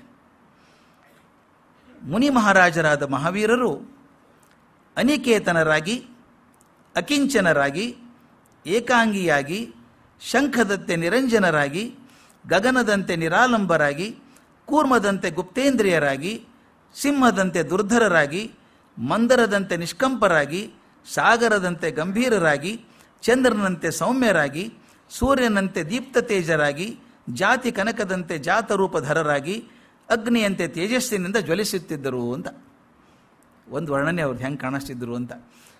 ನಮಗೆ ಆ ಪದ ಓದಿದರೆ ಚಂದ ಅನಿಸುತ್ತೆ. ನಿಜವಾಗಲೂ ಕಾಣಿಸಿದ್ದು ಹೆಂಗೆ ಕಾಣಿಸಿರ್ಬೇಕು ಅಂತ. 6 ತಿಂಗಳು ಒಂದೇ ಸಮ ಧ್ಯಾನ ಮಾಡಬೇಕು. ಈ ದಿಗಂಬರ ದೀಕ್ಷೆ ತೊಗೊಂಡ ಮೇಲೆ 6 ತಿಂಗಳು ಗಟ್ಟಿಯಾಗಿ ಧ್ಯಾನ ಮಾಡಬೇಕಂತೆ. ಮಾಡಿ 4ನೇ ಜ್ಞಾನ ಮನಃಪರ್ಯಾಯ ಅಂತ ಹೇಳಿದ್ನಲ್ಲ, ಮನಃಪರ್ಯಾಯವನ್ನು 4 ತಿಂಗಳಿಗೆ ಪಡ್ಕೊಂಡ್ರು. ಪಡ್ಕೊಂಡ್ಮೇಲೆ ಶ್ರಮಣ ಮಹಾವೀರ, ಒಂದು ಪದ್ಧತಿ ಇರ್ತದೆ, ಶ್ರಮಣ ಮಹಾವೀರ ಒಂದು ಕಡೆ ಇರೋಂಗಿಲ್ಲ ಅವ್ರು ಯಾರು. ಮಳೆಗಾಲದಲ್ಲಿ ಮಾತ್ರ ಚಾತುರ್ಮಾಸ್ಯ ಒಂದು ಕಡೆ ಇರ್ತಾರೆ 4 ತಿಂಗಳು. ಅದಾದಮೇಲೆ ವೃತ ಏನು ಅಂದರೆ 1 ಗ್ರಾಮ ಇದ್ದರೆ 1 ರಾತ್ರಿ ಮಾತ್ರ ಇರೋದು, ಅದಕ್ಕಿಂತ ಹೆಚ್ಚಿಗೆ ಇರೋಂಗಿಲ್ಲ. ಪಟ್ಟಣ ಆದರೆ 5 ದಿವಸ ಇರಬೇಕು. ಎಷ್ಟು ಚಂದ, ಲಾಜಿಕ್ ಎಷ್ಟು ಚೆನ್ನಾಗಿದೆ ನೋಡಿ. ಹಳ್ಳಿಯಲ್ಲಾದರೆ ಎಲ್ಲ ಜನ ಒಂದೇ ಸಲ ಭೇಟಿ ಆಗಿಬಿಡ್ಬೋದು ಅವ್ರನ್ನ. ದೊಡ್ಡ ಊರಾದರೆ ಒಂದೇ ದಿವಸ ಭೇಟಿ ಆಗಲಿಕ್ಕಾಗಲಿಕ್ಕಿಲ್ಲ, ದೂರದೂರ್ನವ್ರು ಬರಲಿ ಅಂತ 5 ದಿವಸ. ಪಟ್ಟಣಗಳಲ್ಲಿ 5 ದಿವಸ, ಗ್ರಾಮದಲ್ಲಿ 1 ರಾತ್ರಿ ವಸತಿ ಹಾಕಿ ಒಂದು ಕಡೆ ಇರಲಾರ್ದಂಗೆ ತಿರುಗಬೇಕು, ಊರೂರು ಹೋಗಬೇಕು. ದುರ್ಗಂಧ ಸುಗಂಧ, ತೃಣಮಣಿ, ಮಣ್ಣು ಚಿನ್ನ, ಸುಖ ದುಃಖ ಎಲ್ಲರಲ್ಲೂ ಸಮಭಾವದಿಂದ ಹೊರಟು ಇಹಲೋಕ ಪರಲೋಕಗಳಿಗೆ ಅಂಟುಕೊಳ್ಳದೇನೆ ಸಾವು ಬದುಕಿನ ವ್ಯತ್ಯಾಸ ಗೊತ್ತಾಗಲಾರದ ಹಾಗೆ ಊರೂರು ತಿರುಗ್ತಾ ಇದ್ದರಂತೆ. ಕಾಡು ಮೇಡು ತಿರುಗಬೇಕು. ಎಷ್ಟು ಕಷ್ಟ ಆಗಿತ್ತು ಮಹಾವೀರರಿಗೆ ಅಂತ ಆಗಿನ ಕಾಲದಲ್ಲಿ. ಎಷ್ಟು ಜನ ಕಾಡಬೇಕು ಅವ್ರನ್ನ, ಎಷ್ಟು ಜನ ತೊಂದರೆ ಕೊಡಬೇಕು, ಶಿಕ್ಷೆ ಕೊಡಬೇಕು. ಆದರೆ ಬಾಯಿ ಬಿಟ್ಟು ಹೇಳೋಂಗಿಲ್ಲ, ಒಬ್ಬರು ನೋವು ಹಂಚ್ಕೊಳ್ಳೋಂಗಿಲ್ಲ, ಆ ಥರ ಇರಬೇಕು. ಒಂದು ಸಲ ಕಮ್ಮಾರ ಅಂತ ಒಂದು ಗ್ರಾಮ, ಆ ಧ್ಯಾನದ ಯಾವ ಮಟ್ಟಕ್ಕೆ ಹೋಗಿತ್ತು ಮಹಾವೀರರದ್ದು ಅಂದರೆ, ಒಂದು ಹೊರವಲಯಕ್ಕೆ ಬಂದಿದ್ದಾರೆ. ಕಮ್ಮಾರ ಗ್ರಾಮದ ಹೊರವಲಯಕ್ಕೆ ಒಂದು ಹೊಲ. ಸಾಯಂಕಾಲ 4 ಗಂಟೆ ಆಗಿರ್ಬೇಕಾದ ಸಾಯಂಕಾಲ ಹೊತ್ತಿಗೆ ಬಂದಿದ್ದಾರೆ. ಬಂದೆ ನಿಂತ್ಕೊಂಡು ಏಕಾಗ್ರವಾಗಿ ನಿಂತ್ಕೊಂಡ್ಬಿಟ್ರು. ಮೈಯೆಲ್ಲ ಕಲ್ಲು ಆದಂಗೆ ಆಗ್ಬಿಡ್ತು, ಪೂರ್ತಿ ಕಲ್ಲು ಆದಂಗೆ ಆಯಿತು. ಶರೀರದ ಬಗ್ಗೆ ಸ್ಪರ್ಶನೇ ಇಲ್ಲ ಅವ್ರಿಗೆ. ಹೀಗೆ ಕಣ್ಣು ಹೀಗೆ ನಿಂತ್ಕೊಂಡ್ಬಿಟ್ಟಿದ್ದಾರೆ. ನಾಸಾಗ್ರದಲ್ಲಿ ಕಣ್ಣಿನ ಮೂಗಿನ ತುದಿ ಮೇಲೆ ಧ್ಯಾನದಲ್ಲಿ ನಿಂತ್ಕೊಂಡಾಗ ಹಾಗೆ ಕಲ್ಲಿನ ಥರ ನಿಂತ್ಕೊಂಡ್ಬಿಡೋದು, ಯಾವ ಜ್ಞಾನವೂ ಇಲ್ಲ. ಆ ಹೊತ್ತಿಗೆ ಒಬ್ಬ ರೈತ ಬಂದ. ನಿಶ್ಚಲ ಆಗಿಬಿಟ್ಟಿದೆ ದೇಹ. ಒಬ್ಬ ರೈತ ಬಂದ. ಇವ್ ನೋಡ್ದ, ನೋಡಪ್ಪ ನಿಮಿಷ ನಿಂತಿದೆಯಲ್ಲ, ಹೇಗಿದ್ರು ಈ ದನ ಇಟ್ಟಿದೆ ನೋಡಿ, ನಾನು 2-3 ದನ ನೋಡ್ಕೊಂಡಿರು, ನಾ ಬರ್ತೀನಿ ಅಂತ ಹೋಗ್ಬಿಟ್ಟ. ಇವ್ರಿಗೆ ಗೊತ್ತೇ ಇಲ್ಲ, ಅವ್ನು ಹೇಳಿದ್ದು ಗೊತ್ತಿಲ್ಲ, ಬಂದದ್ದು ಗೊತ್ತಿಲ್ಲ, ಹೋದದ್ದು ಗೊತ್ತಿಲ್ಲ. ಅವನಿಗೇನು ಗೊತ್ತು ಇವ್ರು ಧ್ಯಾನದಲ್ಲಿದ್ದಾನೆ ಅಂತ. ಆತ ಒಂದು ತಾಸು ಬಿಟ್ಟು ನೋಡ್ತಾನೆ, ದನ ಇಲ್ಲ ಅಲ್ಲಿ. ದನ ಎಲ್ಲಿ ಹೋಯ್ತು ಅಂತ ಕೇಳ್ದ. ಇವ್ರು ಮಾತೇ ಇಲ್ಲ. ಇವನೇನೋ ಮೋಸ ಮಾಡಿದ್ದಾನೆ, ಯಾರ ಕಡೆ ಕೊಟ್ಟು ಕಳಿಸಿದ್ದಾನೆ, ಇಟ್ಕೊಂಡಿದ್ದಾನೆ ಅಂತ ಹೇಳಿ ಆತ ಏನು ಮಾಡಿದ ಅಂದರೆ, ಆ ದನ ಕಟ್ಟು ಹಗ್ಗ ಇರ್ತದಲ್ಲ, ಮೈ ಮೇಲೆ ಬಾರ್ ಬರೋ ಹಂಗೆ ಹೊಡೆದಿದ್ದಾನೆ, ಎಚ್ಚರ ತಪ್ಪಂಗೆ ಹೊಡೆದಿದ್ದಾನೆ. ಇವ್ರು ಹೊಡೆದದ್ದು ಗೊತ್ತಾಗಿಲ್ಲ, ಅಷ್ಟು ನಿಶ್ಚಲ ಆಗಿಬಿಟ್ಟಿದೆ ಮೈ ಎಲ್ಲನೂ. ಹೊಡೆದು ಹೋಗಿ ತಾನು ಬೇಸತ್ತು ಹೋದ. ಮತ್ತು ಬೆಳಗ್ಗೆ ಬಂದು ನೋಡ್ತಾನೆ ಹಸುಗಳಲ್ಲಿ ಅಂತಿದ್ದ ಅವನ ಪಕ್ಕದಲ್ಲಿ. ಇವನು ಕಳ್ಳ ತೊಗೊಂಡೋಗಿ ಮತ್ತೆ ತಂದಿದ್ದ, ಮತ್ತೆ ಹೊಡೆದ. ಆ ಹೊತ್ತಿಗೆ ಊರಿನ ಜನ ಬಂದು ಹೇಳಿದ್ರಂತೆ, ಏನು ಮಾಡ್ತೀವಿ ಹುಚ್ಚ ನೀನು, ಅವನು ಸನ್ಯಾಸಿ ನಿಜ. ಸನ್ಯಾಸಿ ಯಾರು ಗೊತ್ತಾ, ನಮ್ಮೂರು ರಾಜ್ಕುಮಾರ ಅವನು. ಹಳೆ ವಾಸನೆ ಹೋಗಲ್ಲಲ್ಲ ನಮಗೆ. ಅವನು ರಾಜ್ಕುಮಾರ ಸನ್ಯಾಸಿ ಆಗಿದ್ದಾನೆ ಅಂದರೆ ಅವನು ರೈತನಿಗೆ ಗಾಬರಿ ಆಯಿತು. ರಾಜ್ಕುಮಾರಿಗೆ ಹೊಡೆದದ್ದು ರಾಜನಿಗೆ ಗೊತ್ತಾದರೆ ನಾ ಉಳಿತೀನ ಅಂತ. ಆ ಹೊತ್ತಿಗೆ ನಿಧಾನವಾಗಿ ಧ್ಯಾನದಿಂದ ಹೊರಗೆ ಬಂದಾಗ ಇವನು ಕ್ಷಮೆ ಕೇಳ್ತಾನೆ ಕಾಲು ಹಿಡ್ಕೊಂಡು. ಆಗ ಮಹಾವೀರ್ ಕೇಳೋದು, ಯಾಕೆ ನನಗೆ ಕ್ಷಮೆ ಕೇಳ್ತೀನಿ, ನಾನು ಏನು ಮಾಡಿದ್ದೀನಿ ಅಂತ. ನೀನೇನು ಮಾಡಿದೆ ನನಗೆ, ಇಷ್ಟು ಹೊಡೆದಿದ್ದು ಮೈ ಮೇಲೆ ಅಂತ ನನಗೆ ಗೊತ್ತಿಲ್ಲಪ್ಪ. ನೀನು ಹೊಡೆದದ್ದು ಒಂದೇ, ಈ ಕಾಲು ಹಿಡ್ಕೊಂಡು ನಮಸ್ಕಾರ ಮಾಡೋದು ಒಂದೇ, ನನಗೆ ಯಾವುದೂ ಸಂಬಂಧ ಇಲ್ಲ ಅಂತ ಹೋಗ್ಬಿಟ್ರೆ. ಆ ಬೈಗಳ ಹೊಡೆತ ನಮಸ್ಕಾರ ಎಲ್ಲ ಒಂದೇ ಆಗಬೇಕು. ಆ ದೀಕ್ಷೆ ತಗೊಂಡ ಮೇಲೆ ಮೊದಲು ವರ್ಷಾ ಕಾಲವನ್ನು ಅಸ್ಥಿಗ್ರಾಮ ಅಂತ ಇತ್ತು. ಅಸ್ಥಿಗ್ರಾಮದಲ್ಲಿ ಕಳೆದರು. ಬಟ್ಟೆ ಇಲ್ಲದೆ ಹೀಗೆ ಅಡ್ಡಾಡುವಂಥ ನಗ್ನ ಸನ್ಯಾಸಿ ಊರಲ್ಲಿ ಬಂದಾಗ ಏನಾಗ್ತದೆ ಅಂತ ಬಹಳ ಎಚ್ಚರಿಕೆಯಿಂದ ಪ್ರವಾಸ ಮಾಡೋರು. ಅನೇಕ ಜನ ಕೆಲವರು ನೋಡಿ ಭಯ ಪಟ್ಬಿಟ್ರು, ಈಗ ಯಾಕೆ ಬರ್ತಾನೆ ಇವನು ಅಂತ. ಇನ್ನು ಕೆಲವರು ಲೇವಡಿ ಮಾಡಿದರು. ಹೋಗ್ತಾ ಕೆಲವರು ಬಿಸಿ ನೀರು ಉಗ್ತಿದ್ರಂತ ಮೈ ಮೇಲೆ. ನಮ್ಮೂರಲ್ಲಿ ಬರಬೇಡ ನೀನು, ಅಸಹ್ಯನಿ, ಹೋಗಿ ಹೊರಗಡೆ ಅಂತಿದ್ರು. ಬೈತಿದ್ರು, ಹೊಡಿತಾ ಇದ್ರು. ದೂರಿಂದ ಮಣ್ಣು ಉಗ್ತಾ ಇದ್ರಂತ ತಲೆ ಮೇಲೆ. ಕೂದಲು ಕಿತ್ತಬೇಕು ತಲೆ ಮೇಲಿಂದ. ಯಾವುದನ್ನು ಹೇಳ್ಕೊಳ್ಳಂಗಿಲ್ಲ. ಹಾಗೆ ನಗನಗ್ತಾ ಮೌನವಾಗಿ ಹೋಗ್ತಾ ಇರೋದು ಹಾಗೇನೆ. ಚಳಿಗಾಲದ ಚಳಿ, ಆ ಬೇಸಿಗೆ ಬಿಸಿಲು, ಯಾವುದಕ್ಕೂ ಬಗ್ಗಲಾರದೆ ದೇಹವನ್ನು ಮುಚ್ಚಿಕೊಳ್ಳಾರ್ದೇನೆ. ಯಾಕಂದರೆ ಚಳಿ ಆಯಿತು ಅಂತ ಮುಚ್ಕೊಳ್ಳಂಗಿಲ್ಲ. ಸನ್ಯಾಸ ವೃತ ಆಗಿದೆ. ದೇಹ ತಂದು ಅಲ್ಲೇನೋ ಅನ್ನೋ ಹಾಗೆ ಬದುಕಿಬಿಟ್ಟಿರುತ್ತೆ. ಅದರಲ್ಲೂ ಒಂದು ಲಾಡ ಪ್ರದೇಶ ಅಂತ ಒಂದಿದೆ. ಆ ಲಾಡ ಪ್ರದೇಶಕ್ಕೆ ಹೋದಾಗ ಬಹಳ ಕಷ್ಟ. ಆ ಊರಲ್ಲಿ ಒಬ್ಬರು ತಮ್ಮ ಮನೆಯಲ್ಲಿ ಬರಗೊಡಕ್ಕೆ ಬಿಡಲಿಲ್ಲಂತೆ. ಮನೆ ಮುಂದೆ ಕೂತ್ಕೋತೀನಂದ್ರೂ ಬಿಡಲಿಲ್ಲಂತೆ. ಕೆಲವರಂತೂ ಮನೆ ಮುಂದೆ ಬರ್ತಾನೆ ಅಂತ ಸಗಣಿ ಹಾಕಿಬಿಡ್ತಿದ್ರಂತೆ, ಬರಬೇಡ ಮನೆ ಮುಂದೆ ಅಂತ. ಆ ಥರ ಕೆಲವು ಕೋಲಿಂದ ಹೊಡಿತಿದ್ರು, ನಾಯಿಗಳನ್ನು ಚೂ ಬಿಡ್ತಾ ಇದ್ರಂತೆ ಓಡಿಸ್ಬೇಕು ಅಂತ. ಇಷ್ಟೆಲ್ಲ ಆದರೂ ಕೂಡ ಮಹಾವೀರರು ವಿನಮ್ರವಾಗಿ ನಕ್ಕೊಂಡೇ ಹೋಗ್ತಾ ಇದ್ರಂತೆ, ಮುಗುಳ್ನಾಗೆ ನಕ್ಕೊಂಡೇ ಹೋಗ್ತಿದ್ರಂತೆ. ತನಗಾಗಿ ತಯಾರು ಮಾಡಿದ ಆಹಾರವನ್ನು ಎಂದೂ ಸೇವಿಸಲಿಲ್ಲ. ಅದು ಮುಖ್ಯ ಕಂಡೀಷನ್ ಇದು. ತನಗಾಗಿ ಮಾಡಿದಬಾರ್ದು ಅಡುಗೆ. ಅದನ್ನು ಯಾರಿಗೋ ಮಾಡಿದ ಅಡುಗೆ ಭಿಕ್ಷೆ ಕೊಡಬೇಕಷ್ಟೇ. ಒಂದು ಸಲ ಕಲ್ಪನೆ ಮಾಡ್ಕೋಬೇಕು ಸ್ವಾಮಿ, ನಾವು ರಾಜ್ಕುಮಾರನಾಗಿ ಬದುಕಿದಂಥ ಮನುಷ್ಯ ಮತ್ತೊಬ್ಬರ ಮನೆ ಮುಂದೆ ಭಿಕ್ಷೆ ಬೇಡೋದು, ಕೈ ಚಾಚಬೇಕು. ಈ ದಿಗಂಬರ ಸನ್ಯಾಸದಲ್ಲಿ ಇನ್ನೊಂದು ವಿಚಿತ್ರ ಇದೆ. ಭಿಕ್ಷೆ ಬೇಡೋದು ಅಂದರೆ ನೀವು ಕೈ ಚಾಚು ಬೊಗಸೆ ಒಡ್ಡೋದಲ್ಲ, ಪಾತ್ರೆ ಇಡೋದಲ್ಲ. ಪಾತ್ರೆ ಕೂಡ ಸಂಗ್ರಹ, ಅದು ಇಡೋಂಗಿಲ್ಲ. ದಿಗಂಬರ ಆಗೋ ಮುಖ್ಯ ಉದ್ದೇಶ ಅಂದರೆ ಬಟ್ಟೆ ಕೂಡ ಒಂದು ಸಂಗ್ರಹ, ನನ್ನ ಕಡೆ ಇರೋದು ಬೇಡ ಅಂತ ಬಿಡೋದು. ಅಂತ ಅದರಲ್ಲಿ ಭಿಕ್ಷೆ ಬೇಡೋಕ್ಕಾರೆ ಪಾತ್ರೆ ಇಟ್ಕೊಳ್ಳೋಕ್ಕಾಗತ್ತಾ? ಪಾತ್ರೆನೇ ಇಲ್ಲ. ಅವ್ರು ಬೇಡೋದು ಅಂದಿತ್ತು ಕೈ ಚಾಚುವಂಗಿಲ್ಲ. ಹಿಂಗೆ ನಿಮ್ಗೆ ಗೊತ್ತಿರಬೇಕು, ಕೈ ಚಾಚುವಂಗಿಲ್ಲ. ಎಲ್ಲ ಬೆಳೆಗಳನ್ನು ಮಡಚ್ಕೊಳ್ಬೇಕಂತ. ಹೇಗೆ ಎಲ್ಲ ಬೆಳೆಗಳನ್ನು ಮಡಚ್ಕೊಂಡು ಅಂಗೈ ಚಾಚಬೇಕು. ಇಲ್ಲಿ ಎಷ್ಟು ಬೀಳುತ್ತೋ ಅಷ್ಟೇ ತಿನ್ನಬೇಕು. ಅದು ಎಂಥ ಶಿಕ್ಷೆ ಅದು. ಹೀಗೆ ಬೆರಳು ಮಡಚ್ಕೊಳ್ಬೇಕು, ಅಂಗೈಯಲ್ಲಿ ಎಷ್ಟು ಬೀಳುತ್ತೋ ಅಷ್ಟನ್ನೇ ತಿನ್ನಬೇಕು, ಒಂದೇ ಮನೆಯಲ್ಲಿ ಕೇಳಬೇಕು. ಹೀಗೆ ಬದುಕಬೇಕು. ಹೀಗೆ ಬಡ್ಕೊಂಡು ಆದರೂ ತೀರ್ಕೊಂಡು ಹೋದರೆ ಎಲ್ಲ ಕಡೆ. ಲಾಡಕ್ಕೆ ಹೋದಾಗ ಕಷ್ಟ ಆಗ್ತಾಯಿತ್ತು, ಅವಮಾನಗಳಾಗ್ತಿತ್ತು. ಈ ಕಲ್ಪನೆಯೊಳಗೆ ನಾನೊಂದು ಮುಖ್ಯ ಮಾತು ಹೇಳಬೇಕು. ನಮಗೆ ಉಪವಾಸದ ಕಲ್ಪನೆಯನ್ನು ಕೊಟ್ಟವರು ಮಹಾವೀರರು. ನಾವು ಸಾಮಾನ್ಯವಾಗಿ ಉಪವಾಸ ಅಂದರೆ ಏನೂ ತಿಂದೇ ಇರೋದು ಅಂತ. ನಮ್ಮಲ್ಲಿ ಕೆಲವರು ಚಿಂತೆ ಹಿಂದಿನ ದಿವಸ ಶುರು ಆಗ್ತದೆ. ನಾಳೆ ಏಕಾದಶಿ, ಏನಂದರೆ ಏನು ತಯಾರು ಮಾಡ್ತೀರಿ ಅಂತ. ಮರಾಠಿಯಲ್ಲಿ ಒಂದು ಮಾತಿದೆ, ಏಕಾದಶಿ ದುಪ್ಪಟ್ಟು ಖಾಸಿ ಅಂತ. ನಾಳೆ ಏಕಾದಶಿ, ಸ್ವಲ್ಪ ಏನಾರು ಮಾಡು ಅಂದರೆ ಅದು ವ್ಯವಸ್ಥಿತವಾಗೇ ಇರ್ತದೆ. ಅದು ಚೇಂಜ್ ಆಫ್ ಫುಡ್ ಅಷ್ಟೇ, ಅದೇನು ಉಪವಾಸ ಅಂತಿಲ್ಲ. ನಮ್ಮಲ್ಲಿ ಉಪವಾಸ ಅಂದರೆ ಅದಕ್ಕೆ ಹಿಂದಿಯಲ್ಲಿ ಭಾಷೆ ಅಂತ ಹೇಳ್ತಾರೆ, ಉಪವಾಸ ಭೂಕೆ ಮರಣ ನಹಿಯೇ. ಉಪವಾಸ ಇರೋದು ಅಂದರೆ ಊಟ ಬಿಟ್ಟಿರೋದು ಅಂತಲ್ಲ. ಇದನ್ನು ಕಲ್ಪನೆಯನ್ನು ಸ್ಪಷ್ಟವಾಗಿ ನಮ್ಮ ಭಾರತಕ್ಕೆ ಕೊಟ್ಟವರು ಮಹಾವೀರರು ಮೊಟ್ಟ ಮೊದಲನೇ ಬಾರಿಗೆ. ಉಪವಾಸದ ಅರ್ಥವನ್ನು ಹೇಳ್ತಾರೆ ಅವರು. ಉಪ ಆವಾಸ್, ಉಪವಾಸ ಅಲ್ಲದು, ಉಪ ಆವಾಸ್. ಉಪ ಅಂದರೆ ಪಕ್ಕದಲ್ಲಿ, ಉಪನಿರ್ದೇಶಕರು ಅನ್ನಲ್ವ ನಾವು, ಹಾಗೆ ಉಪ ಆವಾಸ್. ಭಗವಂತನ ಪಕ್ಕ ಕೂತಿದ್ದೀರಪ್ಪ ನೀವು ಅಂತ. ಭಗವಂತನ ಪಕ್ಕ ಕೂತಾಗ ಅವನ ಅದ್ಭುತವನ್ನು ನೋಡಿ, ಭಗವಂತನ ಶಕ್ತಿಯನ್ನು ನೋಡಿ ಬೆರಗಾಗಿ ಊಟ ಮರೆತು ಹೋಗುತ್ತೆ. ಈಗ ನಿಮಗೇನೋ ಆಕರ್ಷಣೆ ಒಂದು ಕೆಲಸ ನೋಡ್ತಿರ್ಬೇಕಾದ್ರೆ ಅಯ್ಯೋ ಊಟ ಮರ್ತೇ ಬಿಟ್ಟೆ ನಾನು ಅಂತೀವಿ, ಯಾವಾಗ ಆ ಆಕರ್ಷಣೆ ಪ್ರಬಲವಾಗಿದ್ದಾಗ. ಹಾಗೆ ಭಗವಂತನ ಪಕ್ಕ ನೀವು ಕೂತ್ಕೊಂಡಿದ್ದೀರಿ, ಉಪ ಆವಾಸ್. ಭಗವಂತನ ಪಕ್ಕ ನೀವು ಕೂತಿದ್ಯಪ್ಪ, ಭಗವಂತ ನೋಡ್ತಾ ಇದ್ದೀಯಾ, ಆ ತನ್ಮಯತೆಯಲ್ಲಿ ನಿನ್ನ ಊಟ ಮರ್ತಿದ್ಯಾ ನೀನು. ಊಟ ಮರೆತರೆ ಭಗವಂತ ಸಿಗಲ್ಲ. ಭಗವಂತನ ಧ್ಯಾನದಲ್ಲಿದ್ದಾಗ ಊಟ ಮರೆತು ಹೋಗ್ತದೆ, ಅದು ಉಪವಾಸ. ಉಪ ಆವಾಸ್. ಉಪವಾಸ ಅನ್ನೋದು ಉಪಾಸನ ಎರಡು ಒಂದೇನೆ. ಉಪಾಸನೆ ಮಾಡ್ತೀವಿ ಅಂತೀವಲ್ಲ, ಆಸನ ಅದೂ ಪಕ್ಕದಲ್ಲಿ ಕೂತಿದ್ದೀರಿ, ಚಾಪೆ ಹಾಕೊಂಡು ಕೂತಿದ್ದೀರಿ. ಇಲ್ಲಿ ದೇವರು ನೋಡ್ತಾ ಇದ್ದಾಗ, ಅದಕ್ಕೆ ಭಾಳ ಚಂದ ಹೇಳ್ತಾರೆ, ದೇವರು ನೋಡ್ತಾ ಇದ್ದಾಗ ಊಟ ಮರ್ತು ಹೋಗುತ್ತೆ ವಿನಃ ಊಟ ಮರೆತರೆ ದೇವ್ರ ನೆನಪಾಗ್ತದೆ ಅಂತಿಲ್ಲ.